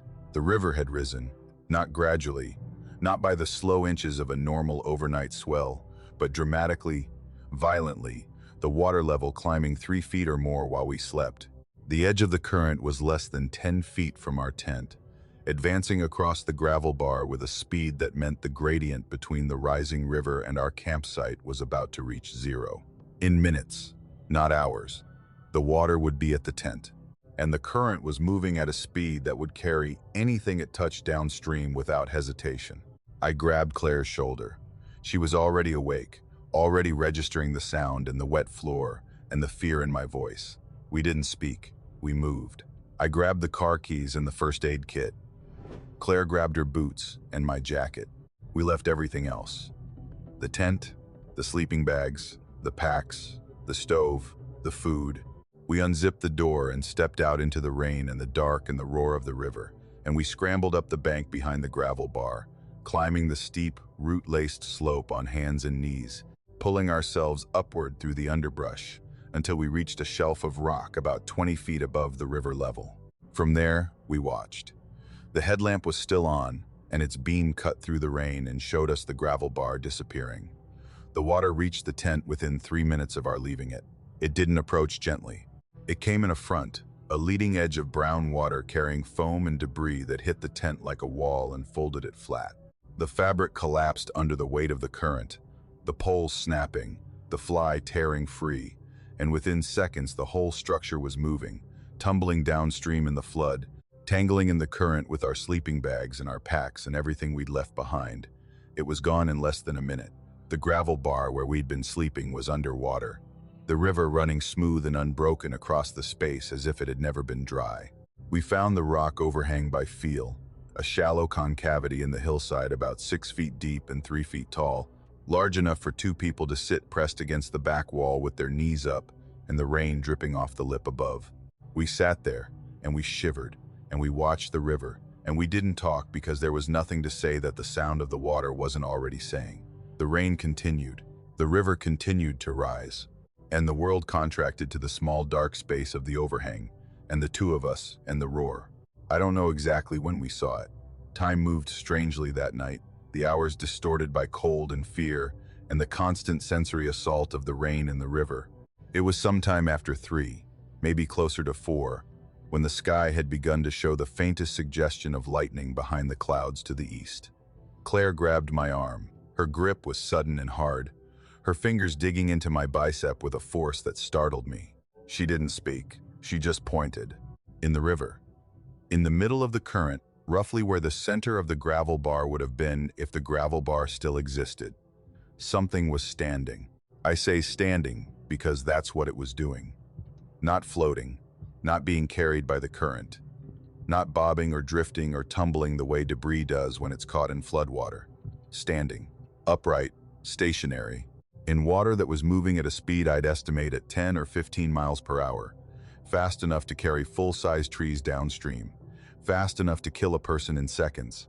Something was standing waist-deep and motionless, oriented toward the bank where our campsite had been, as if the flood was nothing more than a breeze. The headlamp was off. We were in the dark under the overhang, watching by whatever light the cloud-covered sky provided, which was almost none. But the river had a sheen to it, a reflective quality from the rain hitting the surface, and against that sheen the shape was visible as a dark vertical interruption in the horizontal flow of water. It was solid, defined. It had the proportions of a person from the waist up, a torso, shoulders, a head, visible above the waterline with the stability of something anchored to the riverbed. The current broke around it the way current breaks around a bridge piling, parting at the upstream side and rejoining downstream, creating a visible wake that I could see even in the... It was facing us. Or rather, it was facing the bank. The spot where our tent had been. The gravel bar was now 3 feet underwater. It stood there, and it didn't move, and the river roared around it, and the rain fell on it, and it was as still as stone. I watched it for 10 minutes. Claire watched it beside me, her hand still gripping my arm, her breathing fast and shallow, the fine tremor in her body that came from cold and fear in equal measure. Neither of us spoke. Speaking would have meant acknowledging it, and acknowledging it would have meant accepting that what we were seeing was real, that something was standing in the middle of a flooded river in the dark, immovable, facing the place where we had been sleeping an hour earlier, with an attention that felt personal. It sank. That's the word that fits, though it doesn't capture the strangeness of the movement. After approximately 10 minutes of absolute stillness, the shape began to descend, straight down, not tilting, not falling, not being pushed by the current, sinking vertically, as if the riverbed had opened beneath it, or as if it were being drawn downward by a force acting from below. The head went under last, disappearing beneath the surface, with the slow, controlled descent of an elevator, and the water closed over the spot without turbulence, without a ripple, without any indication that anything had been there. One moment, it was standing in the river. Next, the river was empty, and the current flowed smooth and unbroken, and the rain fell on the surface, and there was nothing. Claire's grip on my arm didn't relax for another hour. We sat under the overhang until dawn came gray, and reluctant through the clouds, and the rain eased to a drizzle, and the river, though still high, began to show the first signs of receding. In the pale morning light, the valley looked washed and damaged. The banks scoured, debris tangled in the tree branches that hung over the water, the gravel bar still submerged, but visible as a lighter patch beneath the surface. The spot where the shape had been standing was indistinguishable from the rest of the river, just water, moving downstream the way water is supposed to move, obeying physics and gravity, and every natural law that what we'd seen had quietly, completely violated. We hiked out at first light. The trail back to the car was muddy and littered with fallen branches, and at one point we had to wade through a section where a tributary had overflowed and covered the path in 6 inches of brown water. Neither of us mentioned what we'd seen. Not during the hike, not during the drive back to Charleston, not that evening, or the next day, or the day after that. The silence built between us like a wall, not hostile but structural, a barrier we both recognize. And neither of us tried to breach. Claire told me 3 weeks later that it was a tree trunk, she said, lodged in the riverbed, visible above the surface, dislodged by the current and carried away. It was a tree, she said, and her voice was steady, and her eyes were clear, and she said it with the conviction of someone who has chosen an explanation and committed to it fully, not because it's true, but because the alternative is unlivable. I said okay. I didn't argue. I didn't point out that trees don't stand upright in floodwater, that trees don't face specific directions. Those trees don't sink straight down without leaving a ripple. I just said okay, and we never talked about it again. We broke up 4 months later, not because of the river, or not directly. The distance that settled between us after that night never fully closed, a gap in the intimacy of our relationship that neither of us could bridge, because bridging it would have required talking about the thing we'd agreed not to talk about. We just drifted apart, the way people do when a shared experience that should have brought them closer pushes them into separate silences instead. I still camp. I still go to the rivers in Webster County, the hollows in Nicholas County, and the ridges in Randolph County. But I don't camp on gravel bars anymore, and I don't camp near the gully. And on rainy nights, when the water is high and the current is fast, then the surface of the river catches the last light of the sky and reflects it in that flat, metallic sheen. I don't look too closely, because some things stand in rivers that shouldn't be able to stand in rivers. And some things watch from the water the way we watch from the bank. And the only difference between them and us is that we can leave and they can't, or they choose not to, or they're waiting for something, standing in the current with a patience that outlasts the flood and the rain and the night, facing the bank where someone was sleeping, watching the place where a tent used to be, and sinking slowly back into the river when the dawn comes.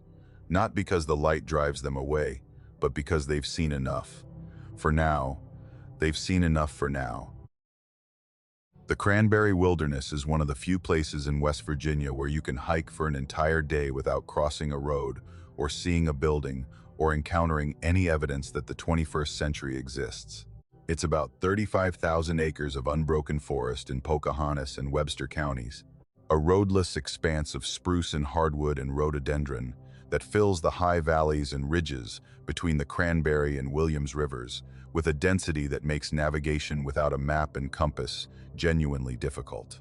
The trails are minimal, many of them old logging grades that have been reclaimed by the forest to the point where they're more suggestion than path, and the campsites are wherever you can find flat ground and clean water. It's the kind of place that rewards self-sufficiency and punishes overconfidence, and I loved it for both of those qualities. I was 26 and working as a wildland firefighter based out of Richwood. The off-season was long, and the pay was seasonal. Elle and I filled the empty months with backcountry trips that served as both training and therapy, keeping my body in condition and my mind in the kind of quiet that only exists when you're miles from anyone who knows your name. The Cranberry was my home ground. I'd hiked every trail in the wilderness at least twice and bushwhacked most of the ridges between them. I knew the drainages and the watersheds and the places where the rhododendron grew so thick you'd need a machete to move through it. I knew the weather patterns, the way storms built from the west and stalled over the high terrain and dumped rain for days. I knew the wilderness, the way you know a room in your own house, by feel as much as by sight, and that familiarity gave me a confidence that in retrospect may have been the problem. The trip was supposed to be 3 days. I went in on a Tuesday morning in mid-October, parking at the Cranberry Campground trailhead and hiking south along the Williams River Trail toward the headwaters. The plan was to camp 2 nights near the river's source, a boggy meadow at about 4,000 feet, where the water emerges from springs in the hillside and gathers into a stream that eventually becomes one of the best native brook trout rivers in the state.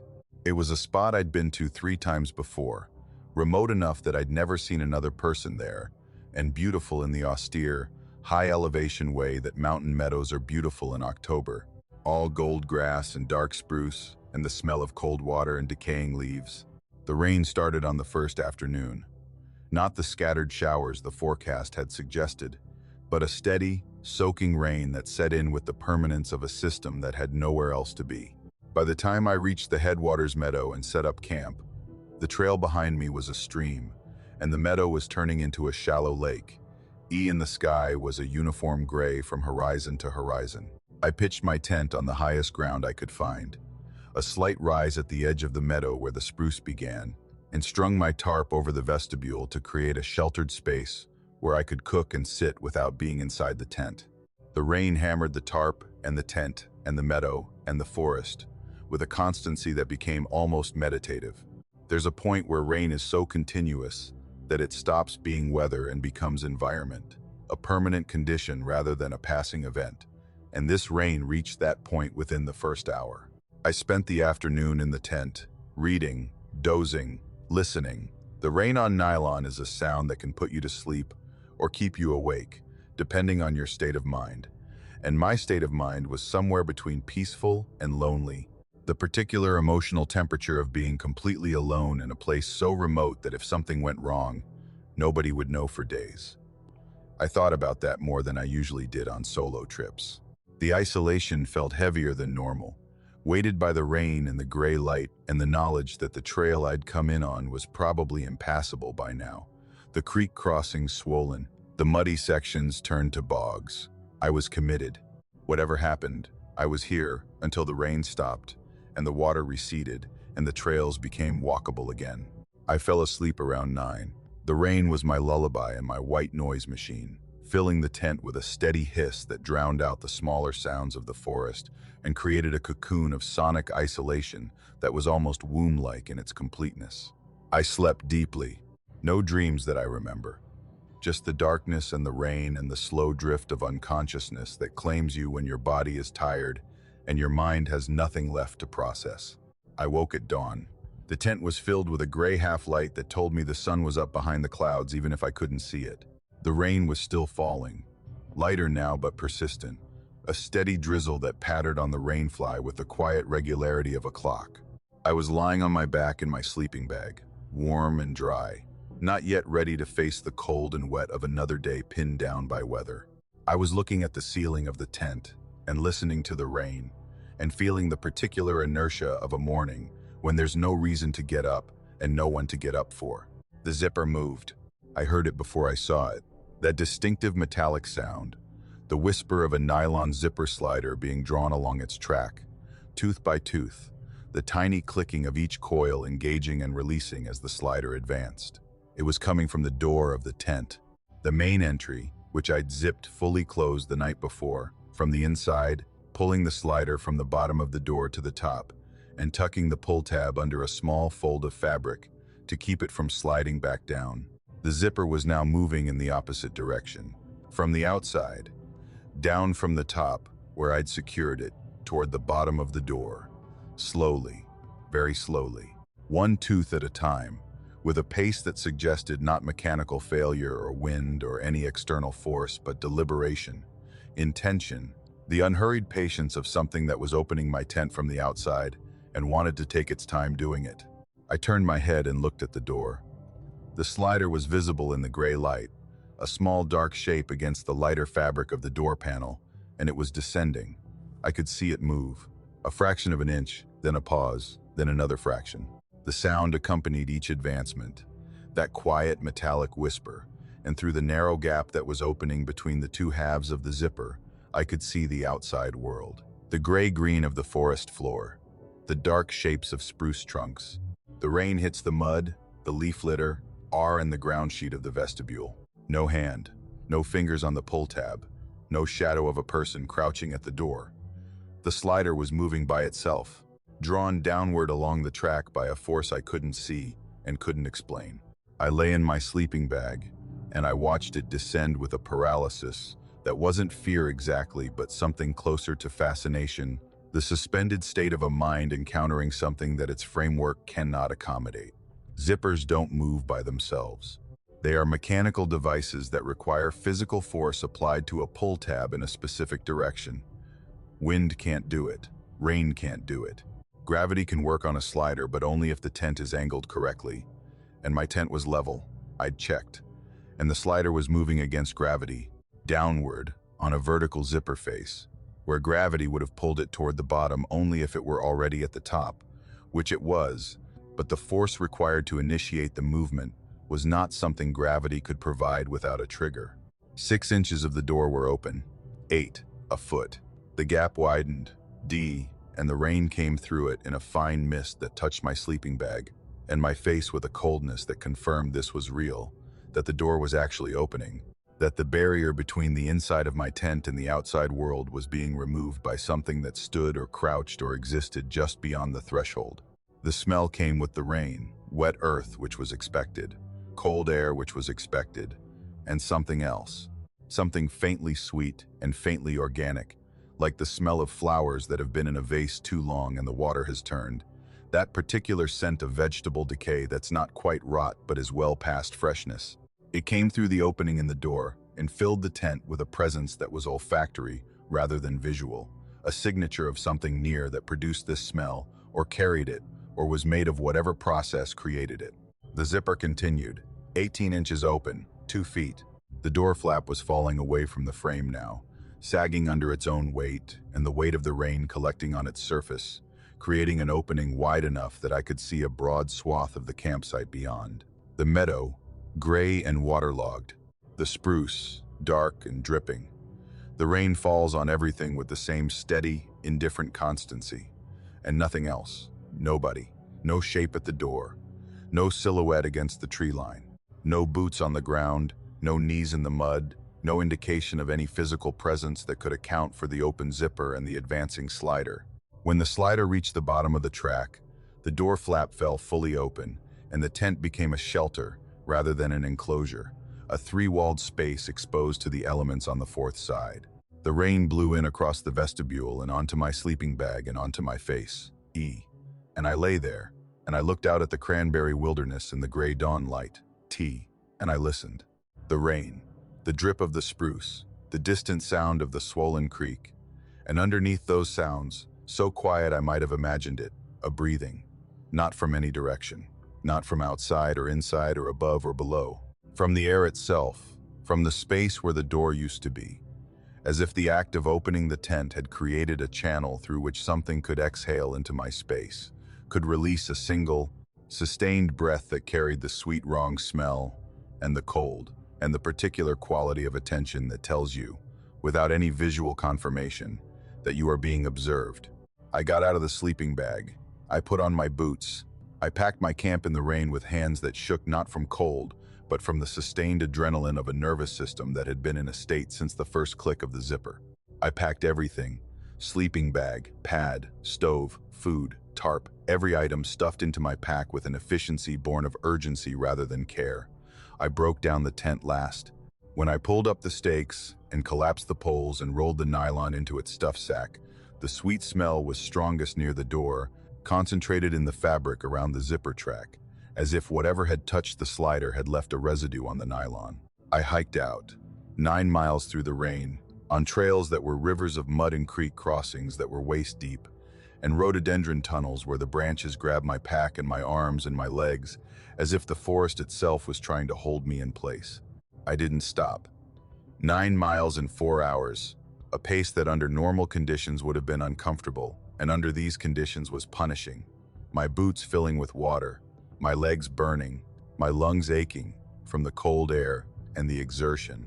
I didn't stop until I reached the trailhead and my truck and the gravel road that led to the paved road that led to Richwood, and the motel where I spent the next 2 nights in a room with a deadbolt and a television and walls that didn't breathe. I still have the tent. I've used it since, on trips closer to civilization, on nights when the weather is clear, and the campsite is shared, and the loneliness factor is low enough that I feel safe in the outdoors the way I used to feel safe before the cranberry. But the zipper has never worked properly since that morning. It sticks. It catches. At a specific point on the track, about 12 inches from the bottom, the slider resists and stutters and requires extra force to push past, as if the teeth at that spot have been deformed or the track has been bent. T or something in the mechanism remembers. I've examined the zipper under good light. There's nothing visibly wrong with it. The teeth are aligned, the track is straight, the slider is clean.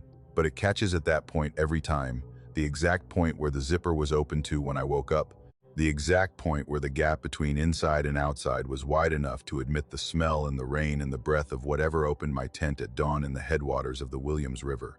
I've shown the zipper to people. They tell me it's worn out. They tell me zippers fail. They tell me the call, are the moisture, or the age of the tent has degraded the mechanism.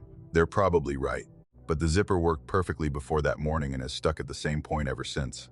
And the coincidence is precise enough that I can't dismiss it the way I'd like to. Because the zipper doesn't just stick, it stops. The same way it stopped that morning when the door had opened enough to let something in. As if the track has a memory. As if the mechanism recorded the moment it was used by something other than my hands and preserved that moment in its operation.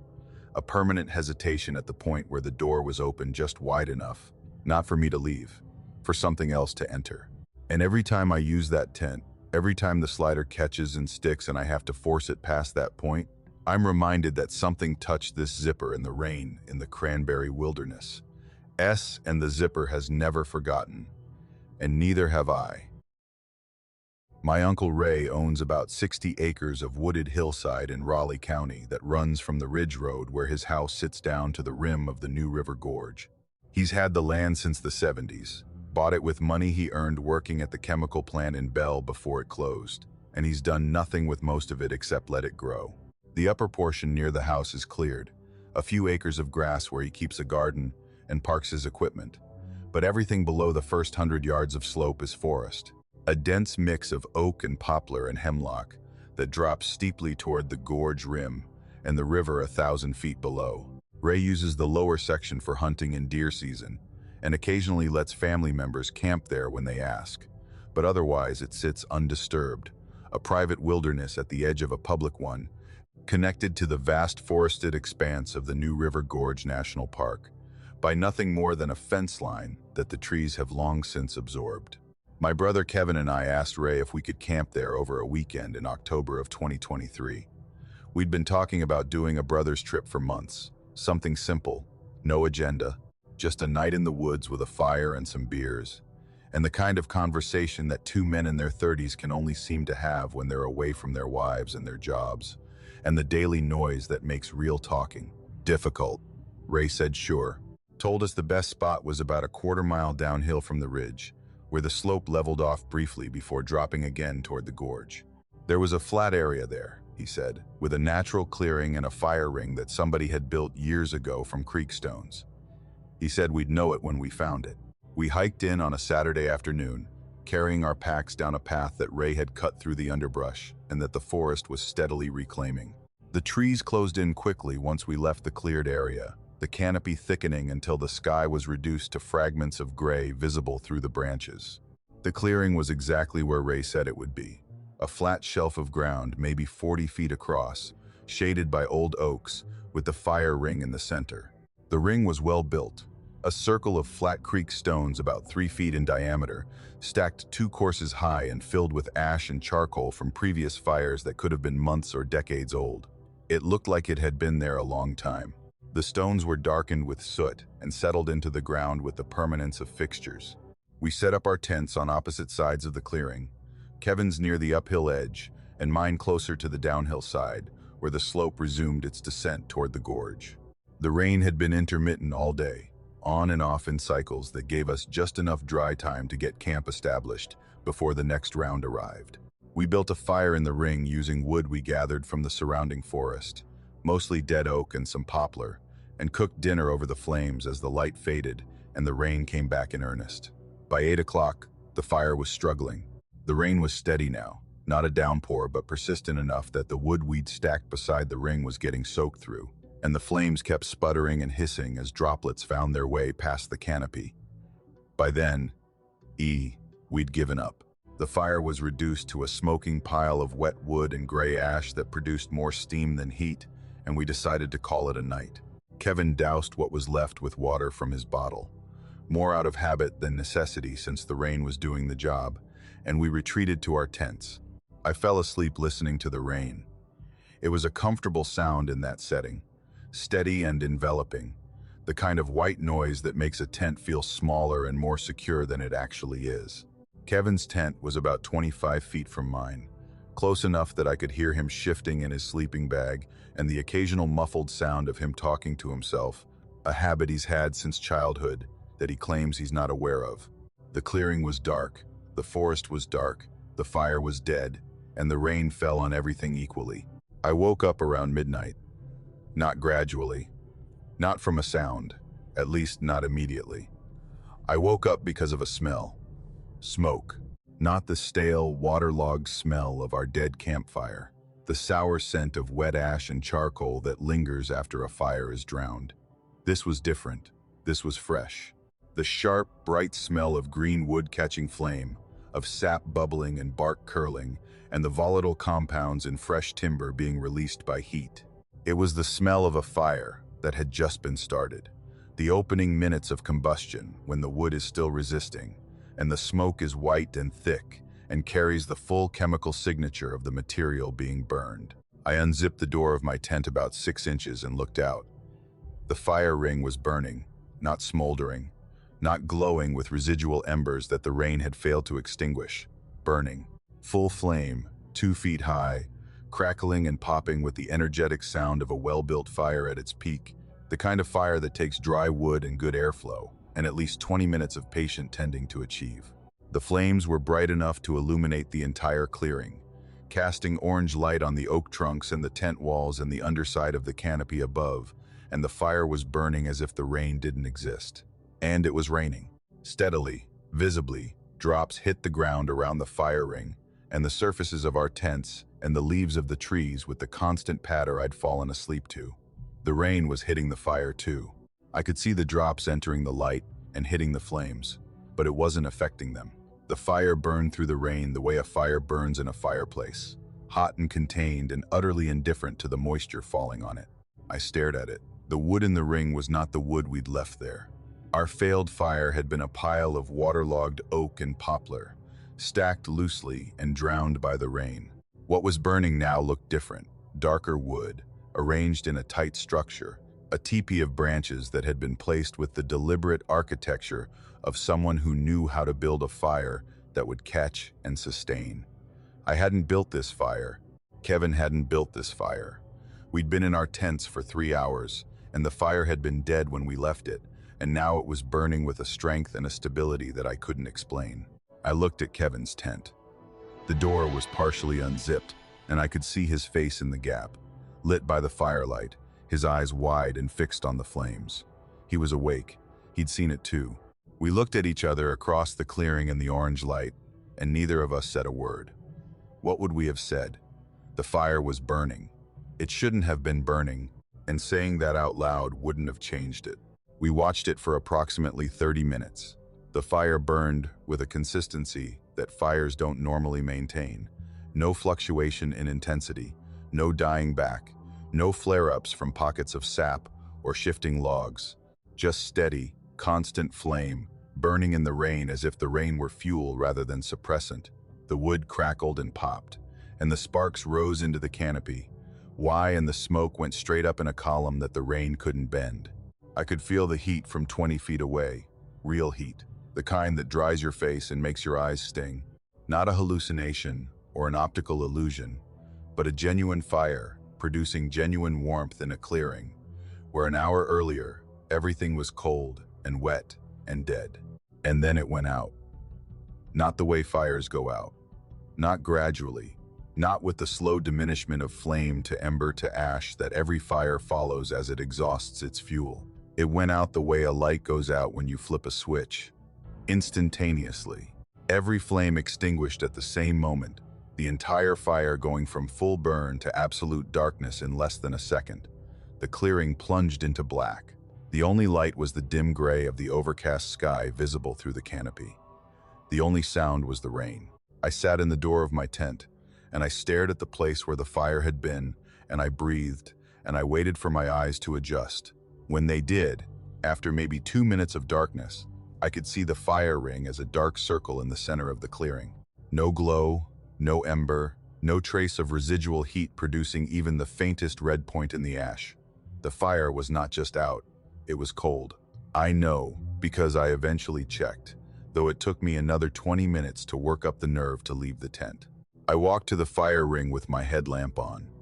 Kevin walked with me, having emerged from his tent without speaking, and we stood side by side and looked down at the ring. The ash was cold. I put my hand over it, palm down, the way you check a fire to make sure it's safe, and felt nothing. No warmth, no heat rising. The ash was the same temperature as the rain falling on it. It felt like it had been dead for hours. Like the fire we'd watched burning for 30 minutes, had left no thermal trace in the stones, or the soil, or the air above it. The stones. That's what made Kevin take a step back. That's what made me crouch down and look more closely and feel something in my chest go tight. Around the perimeter of the fire ring, arranged in a circle on top of the stacked stone wall, were small rocks. Not the creek stones that made up the ring itself. These were smaller, palm-sized, smooth and flat, the kind of stones you'd find at the bottom of a creek bed, worn by water into oval discs. There were 12 of them, evenly spaced around the ring at intervals so precise they could have been measured with a ruler. Each one was placed flat side up, balanced on the uneven surface of the ring wall with a stability that required intention. They hadn't fallen there. They hadn't been washed into position by the rain. They had been placed, deliberately, by hands that had arranged them with care while Kevin and I watched a fire burn that shouldn't have been burning. I counted them 3 times. 12. Kevin counted them separately and got the same number. We looked at each other in the headlamp light and the rain and the dark, and we had the same conversation without words that we'd been having all night. The fire, the stones, the absence of explanation, the presence of something that had been in this clearing while we watched and had done things that we saw the results of, but not the doing. We packed our camps in the dark. We hiked up the hill to the ridge road using our headlamps in the path and arrived at Kevin's truck around 3 in the morning. We drove to a diner in Beckley that was open 24 hours. And we sat in a booth and drank coffee, and we talked about it for the first and last time. Kevin said maybe the fire wasn't completely out when we went to bed. And the rain eased enough for it to rekindle. I asked about the stones. He said maybe they were already there, and we hadn't noticed. I asked about the way the fire went out, all at once. Every flame simultaneously. He didn't have an answer for that. He stirred his coffee and looked at the table and said some things don't have an explanation. Essen, trying to find one, just makes you feel worse. We told our Uncle Ray the following week.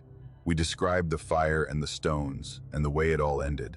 Ray listened without interrupting, nodding occasionally, his face showing nothing but the patient attention of a man who has lived in these mountains his whole life and has heard things that the rest of us would dismiss. When we finished, He was quiet for a long time. Then he said his grandmother, a woman named Aura who had lived to 96 and had spent her entire life within 10 miles of this property, used to say that the section of woods where we'd camped had been a meeting place. She said it had been used for gatherings long before the family owned the land, long before anyone with their surname had come to Raleigh County. She said the fire ring was old, older than anyone she knew, and she said that on certain nights, when the conditions were right, the fires there would light themselves. She said it was a sign that a gathering was happening, whether anyone living could see it or not. Ray paused and looked at us with an expression that fell somewhere between apology and warning. He said his grandmother never told him who gathered there. He said she'd been asked once, and she'd shaken her head and said it wasn't for her to say. He said she'd camped on every other part of the property but never within sight of that clearing, and she never explained why. She just said, "You don't go to someone else's meeting place uninvited. And if you find yourself there when the fire lights, you sit still, and you wait, and you leave in the morning, and you don't take the stones. Whatever you do," she said, "you don't touch the stones." Ray asked us if we'd touched them. Kevin and I looked at each other. We hadn't. We'd counted them and looked at them and left them exactly where they were. Ray nodded. "Good," he said, and then he changed the subject and never brought it up again. I need to tell you something about how sound works in the mountains before I tell you what I heard. It's important because the first thing anyone says when I describe this experience is that sound carries strangely in hilly terrain, and I need you to know that I understand acoustic phenomena as well as any layperson and better than most. I studied environmental science at WVU.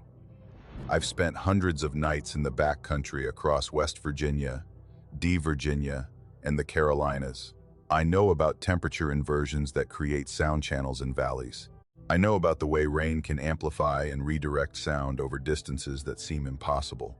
I know that white noise, the sustained hiss of rain on a forest canopy, can create auditory pareidolia, the brain constructing patterns from random noise the way it constructs faces from clouds. I know all of this, and none of it explains what I heard near Seneca Rocks in November of 2022. The trip was a solo overnighter into a section of the Monongahela National Forest that I'd been wanting to explore for about a year. It was east of Seneca Rocks, in the drainage between North Fork Mountain and a series of unnamed ridges that form the eastern boundary of the forest. The terrain is steep and densely wooded, mostly hardwood at lower elevations, transitioning to red spruce and hemlock on the upper slopes, with the kind of thick rhododendron understory that makes off-trail travel a negotiation between ambition and reality. I'd picked a campsite from the topo map, a flat bench on the side of a ridge about 2 miles from the nearest maintained trail, in a stand of red spruce that the satellite imagery showed as a dark, dense patch of canopy at around 3,800 feet. The weather had been gray and wet for 3 days before I went in. A November pattern, a low-pressure system parked over the central Appalachians, producing the kind of endless, gray drizzle that doesn't have the energy to be a real rainstorm, but doesn't have the decency to stop either. The mountains disappeared into the clouds, the hollows filled with fog. Everything was wet, the trails, the trees, the air itself saturated with moisture that hung in the atmosphere like suspended water. Not quite rain, not quite fog, just a permanent dampness that soaked through everything regardless of waterproofing. I hiked in on a Friday afternoon, leaving the trail after about a mile and bushwhacking uphill through the hardwood and into the spruce. The transition between the two forest types was abrupt, as it often is at elevation, and within 100 yards of entering the spruce stand, the world changed. The light dropped, the wind died. The canopy closed overhead like a lid, and the rain, which had been falling on me directly, was now filtered through layers of needles and branches until it arrived at ground level as a fine, constant mist. The sound change, D2. In the hardwood forest, the rain had been a patter, individual drops hitting individual leaves, a stochastic percussion that varied with the wind. In the spruce, it became a hiss. A constant, undifferentiated hiss filled the stand from every direction simultaneously, as if the forest were exhaling. It was the loudest quiet sound I'd ever heard, a wall of white noise that erased everything else and created a sonic environment in which the only sounds that could penetrate were the loudest or the closest. I found my campsite around 3. The bench was everything the map had promised.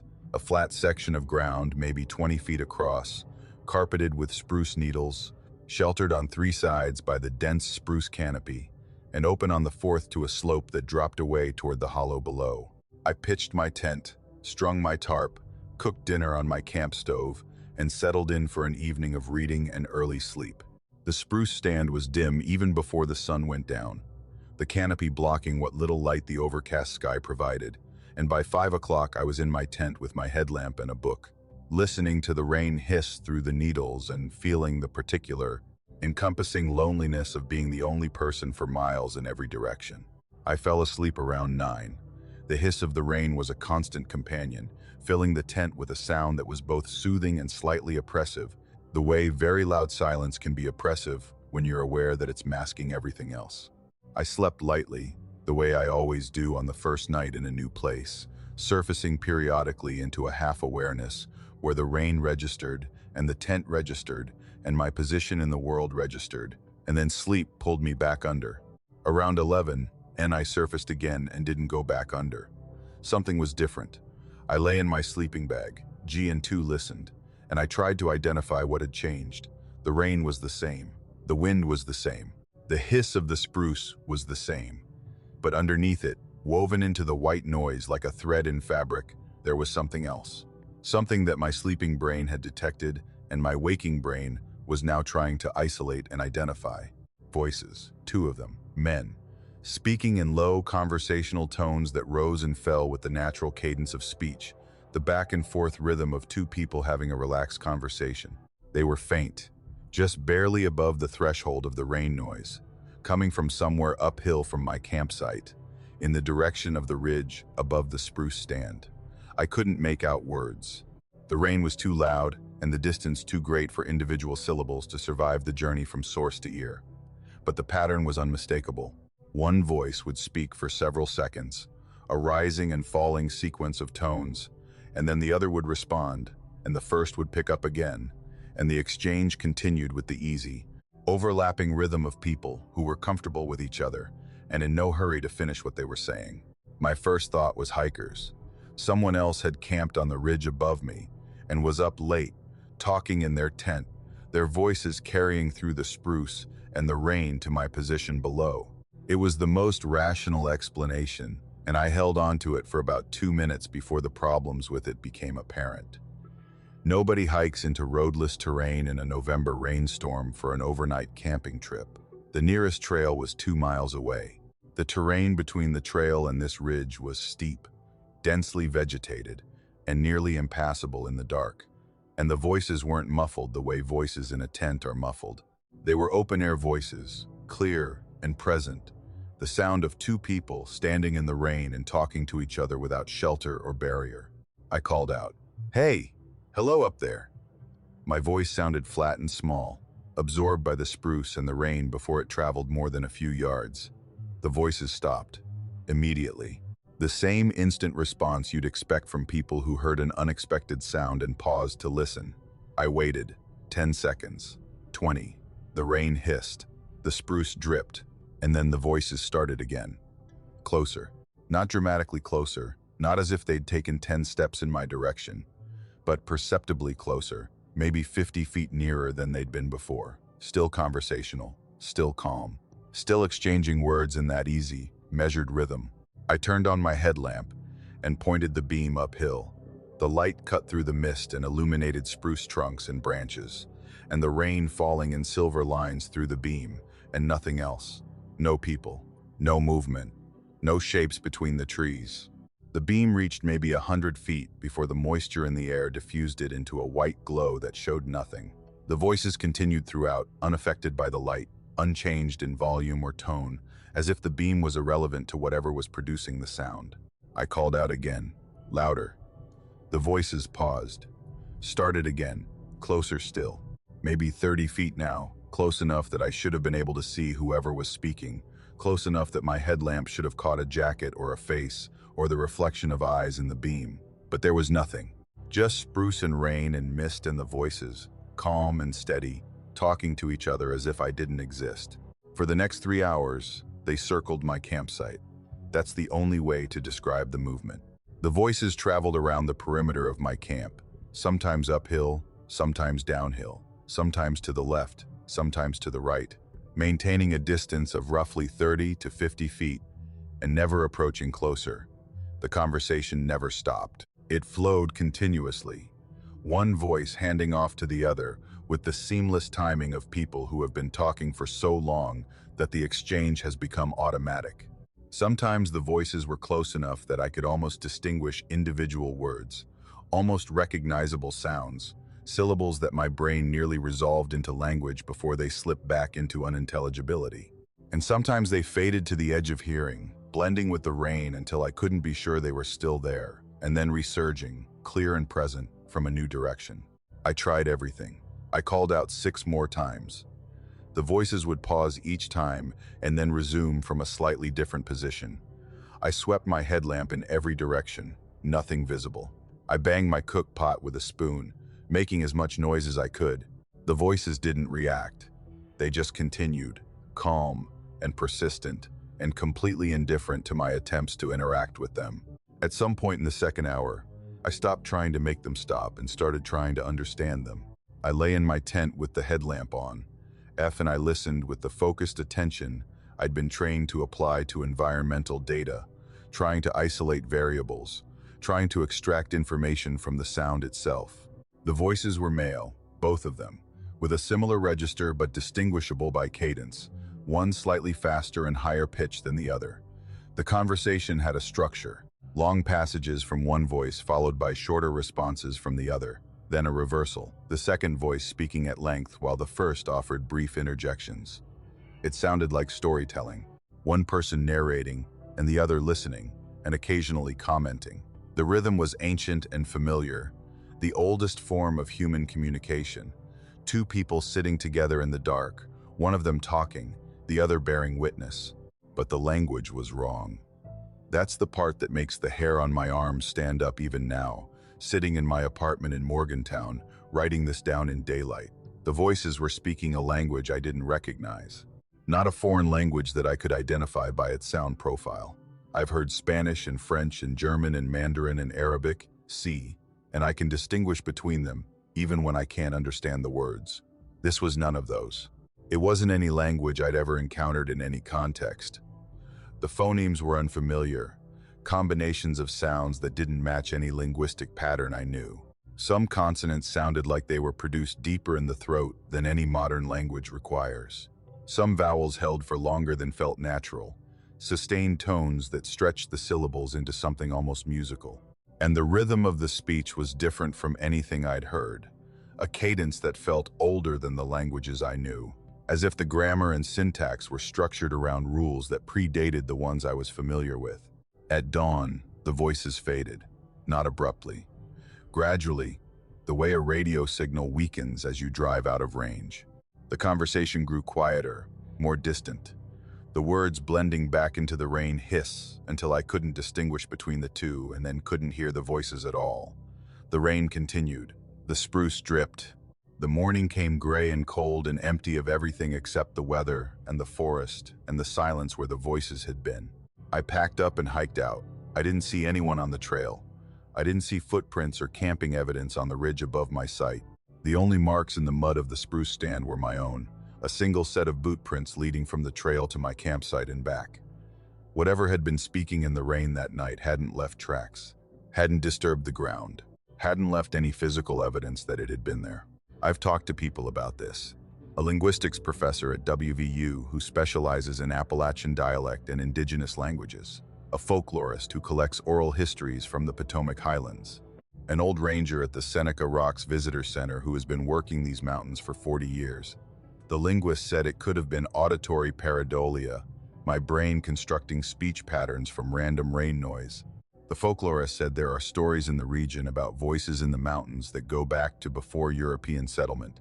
Voices that the Shawnee and the Delaware associated with the oldest parts of the forest, the places where the spruce grows thickly, and the elevation is highest, and the land has never been cleared. The ranger just looked at me for a long time, and then said, "There are things in these mountains that talk to each other." He said it the way you say the sky is blue.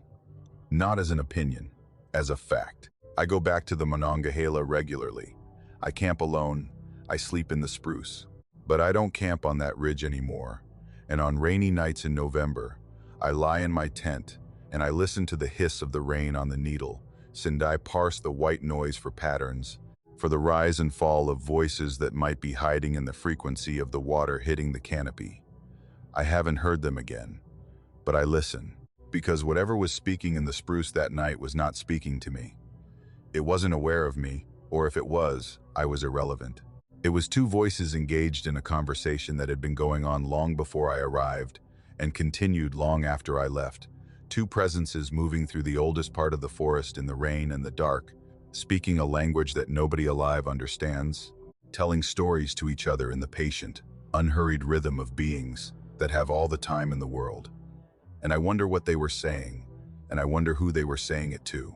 And I wonder, on the nights when the rain sounds almost like words, and the wind sounds almost like a voice, whether the language they were speaking is one that used to be known. One that used to be spoken by people who lived in these mountains before the names we know were given to the rivers and the ridges. One that was lost, the way languages are lost, not destroyed but abandoned, left behind in the high places and the deep hollows and the spruce stands where no one goes, still spoken by whatever remains of the speakers, still carrying stories that no one alive can hear. Except in the rain, except at night, except when you're alone, and the white noise drops just low enough for the words to come through, faint and clear, from somewhere just beyond the edge of what you're supposed to hear. I've told this story to exactly 4 people. My brother, who thinks I sleepwalked. My doctor ordered a sleep study that came back normal. A therapist I saw for 3 sessions before deciding that talking about it was making it worse, not better. And a woman I was dating who listened to the whole thing without interrupting and then asked me, very gently, if I'd been drinking that night. I hadn't. I don't drink when I'm in the backcountry. I don't take medication. I don't use recreational substances of any kind when I'm alone in the woods, because impairment in the wilderness is a recipe for the kind of accident that nobody finds until the smell leads them to you. I was sober and clear-headed and in good physical and mental health when I went to sleep in my tent near Otter Creek Wilderness on October 14th, 2023. And I was sober and clear-headed and in good physical and mental health when I woke up at 4 in the morning, lying in the mud 30 feet from that tent with no memory of how I got there. The trip was supposed to be 3 nights. I'd taken a Thursday and Friday off from my job at a surveying firm in Elkins and driven south to the Otter Creek trailhead, planning to hike about 4 miles into the wilderness and camp near one of the creek's feeder streams where the fishing was good and the solitude was reliable. Otter Creek is one of the more popular wilderness areas in the Monongahela, but popularity is relative when you're talking about backcountry in West Virginia, and in mid-October, after the leaf peeping season has peaked, and before hunting season begins in earnest, the trails are mostly empty. The rain started while I was driving to the trailhead. By the time I parked and shouldered my pack, it was coming down steadily, the kind of persistent mountain rain that settles in with the resolve of a permanent resident. The trail followed the creek through a narrow valley, hemlock and birch and rhododendron pressing in from both sides, the path muddy and slick with leaves. I hiked for about 3 miles before the rain intensified enough to make me reconsider my timeline. The creek was rising. The trail crossings that were normally shin-deep were approaching knee-deep, and the current was strong enough to make me brace against my trekking poles at each ford. I decided to cut the trip short, find a campsite for the night, and hike out in the morning. The spot I found was about 50 yards off the main trail, up a slight rise and into a dense thicket of rhododendron that formed a natural shelter. The rhododendron in Otter Creek grows in impenetrable tangles, the branches arching over and interlocking to create tunnel-like passages through the understory that are dark and sheltered even in daylight. I found a small opening in the thicket where the ground was relatively flat, and the canopy overhead was dense enough to block most of the rain. It wasn't ideal. The ground was soft, and the space was tight, but it was the best I was going to find without hiking another mile in deteriorating conditions. I pitched my tent in the opening, a 1-person ultralight just big enough for me and my sleeping bag with a small vestibule for my boots and pack. I staked it down, tightened the rainfly, and crawled inside.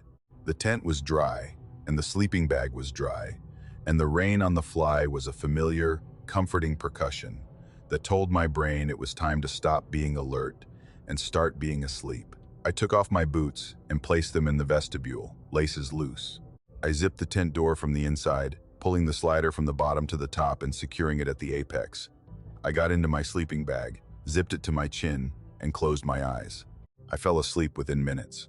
The exhaustion of the hike and the rain and the early start combined to pull me under quickly, the way water pulls a stone, a straight drop into unconsciousness without the gradual descent of a normal night's sleep.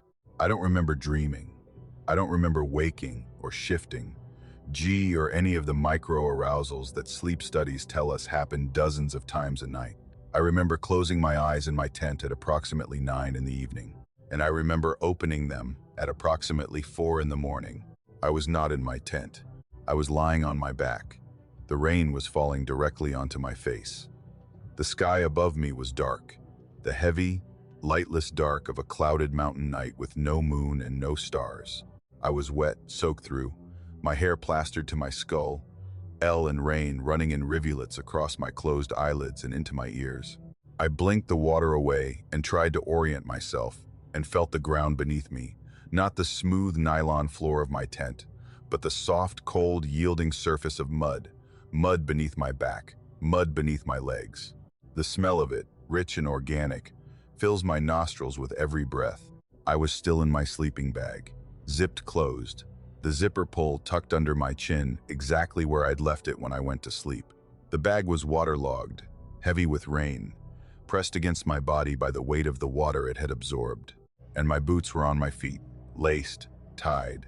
The same boots I had placed in the vestibule of my tent with the laces loose, positioned side by side on the ground cloth, tucked under the rainfly flap. They were on my feet inside my sleeping bag, which should have been physically impossible since the sleeping bag zipped from the bottom and the opening was at my chest, not at my feet, and putting boots on while inside a zipped sleeping bag would require either unzipping the bag completely or performing a contortion that I am not flexible enough to achieve. I sat up. The world was dark and wet, and I couldn't see more than a few feet in any direction. I fumbled for my headlamp, which I normally kept in a pocket inside the tent, and found it clipped to the chest strap of the sleeping bag, which was not where I had left it. I turned it on. The beam showed me a rhododendron, a wall of it, dense and dark and dripping, forming a circle around a small clearing of bare ground, maybe 10 feet in diameter. I was in the center of the clearing. The mud beneath me held the impression of my body, a shallow, person-shaped depression in the soft earth that was already filling with rain. Beyond the body print, the mud was smooth, undisturbed. No footprints, no drag marks, no indication that anything had crossed the clearing to deliver me to its center. The mud was a blank page with a single word written on it: me. I stood up, still in the sleeping bag, and struggled out of it. The wet nylon clung to my legs, and I had to peel it away like a second skin. My clothes beneath were soaked. The boots on my feet were tight, laced with the double knot I always use, as if I'd tied them myself with the same care I always applied. I looked around the clearing. The rhododendron formed a nearly perfect circle, the branches interlocking overhead to create a dome that was open at the center, admitting the rain in a column of water that fell directly onto the spot where I'd been lying. The clearing felt intentional, not natural, not the random gap that occurs when a tree falls and the canopy opens. This was geometric, deliberate. A room in the forest with walls of rhododendron and a ceiling of rain. My tent was visible through a gap in the rhododendron, maybe 30 feet away. The orange rainfly, a faint glow in the headlamp beam. I pushed through the branches and walked to it. The tent was intact, staked down, rainfly taut, and the door was zipped shut. From the outside, the slider was at the top of the track, in the closed position, the way it would be if someone had stood outside the tent and pulled the zipper from the bottom to the top after the occupant was no longer inside. You cannot zip a tent door from the outside if you are inside. The geometry doesn't work. Someone or something had removed me from the tent and zipped the door closed behind me. I opened the tent and looked inside. My sleeping pad was there, inflated, positioned exactly where I'd laid it out. The stuff sack for my sleeping bag was in the corner. My pack was in the vestibule. Everything was in its place. The only things missing were me, my sleeping bag, and my boots, the three items that had been transported 30 feet through the rain and deposited in a circular clearing in the rhododendron without leaving a single mark on the ground between point A and point B. I packed my camp. I did it in the dark, in the rain, with hands that were shaking from cold and something else that I won't call fear, because fear implies understanding, and I had none. I stuffed the wet sleeping bag into my pack. I broke down the tent. I loaded everything, and I put on my headlamp, and I hiked out. 4 in the morning, 3 miles of trail in the dark and the rain, mud and creek crossings, and the constant sound of water moving through a landscape that felt different now, charged with a presence I couldn't identify, but could feel pressing against me from every direction. The feeling started as soon as I left the campsite. Not the feeling of being followed, the feeling of being watched from above. I know the difference because I've experienced both. Being followed is a sensation that comes from behind you, a pressure on the back of your neck, a heightened awareness of the space between your shoulder blades. Being watched from above is different. It's a weight on the top of your head, a consciousness of the canopy as something other than vegetation, a sense that the trees are not just growing over the trail but observing it, and that something in the branches, or above the branches, or moving between the branches without touching them, is tracking your movement with an attention that is patient and sustained and entirely focused on you. I felt it for the entire 3-mile hike, every step, every creek crossing, every section of trail where the rhododendron closed over my head and the headlamp beam bounced off wet leaves and the rain fell through gaps in the canopy in concentrated streams that felt like they were aimed. I walked with my head down and my pace fast, and I didn't look up. I don't know why I didn't look up. Some instinct, some deep, nonverbal understanding that looking up would mean seeing something, and seeing it would mean knowing something, and knowing it would mean living with that knowledge for the rest of my life. I reached the trailhead at 5:30. My truck was where I'd left it. The parking lot was empty. I threw my pack in the back. Dee got behind the wheel, started the engine, and sat there with the heater on and the headlights cutting through the rain, and the windshield wipers sweeping the water away in rhythmic arcs. The forest stood at the edge of the lot, dark and dripping and silent. The canopy above the trees was invisible in the dark, a black void that could have contained anything or nothing. I drove home to Elkins. I took a shower that lasted 45 minutes. I sat on the edge of my bed in a towel, and I looked at my boots, which were sitting on the bathroom floor where I'd taken them off. They were caked with mud from the hike out. But beneath the fresh mud, on the leather of the upper portions that would have been inside my sleeping bag, there was no mud. They were clean. Whoever had put them on my feet had done so before placing me in the mud, not after. The boots had been laced and tied on my feet while I was still dry, still inside the tent, still in my sleeping bag. And then I'd been moved, sleeping bag and all, placed in the clearing, left in the rain, and the tent had been zipped shut behind me, the door sealed, the camp left intact, as if I were being returned from somewhere and the tent was being closed because I wouldn't be needing it anymore. I did the sleep study. Normal. No parasomnias. No sleepwalking. No REM behavior disorder.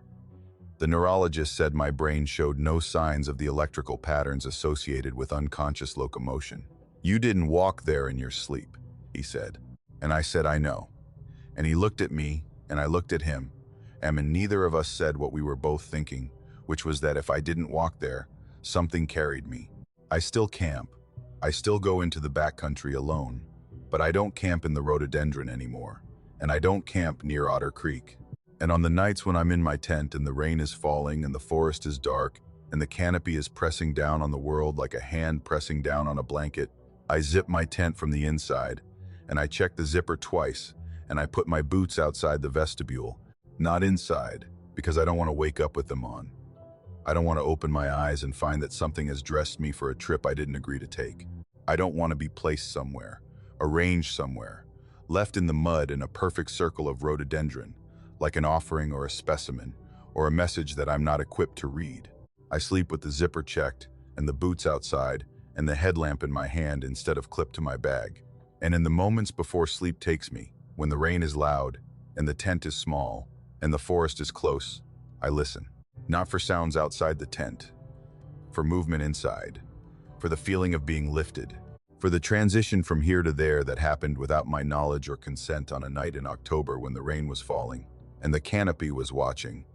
NG and something moved me 30 feet through the air without leaving a mark on the ground and set me down gently and zipped the door and went back up into whatever space it occupies above the trees, patient and silent, waiting for the next time someone sleeps alone in the rhododendron and gives it a reason to come down.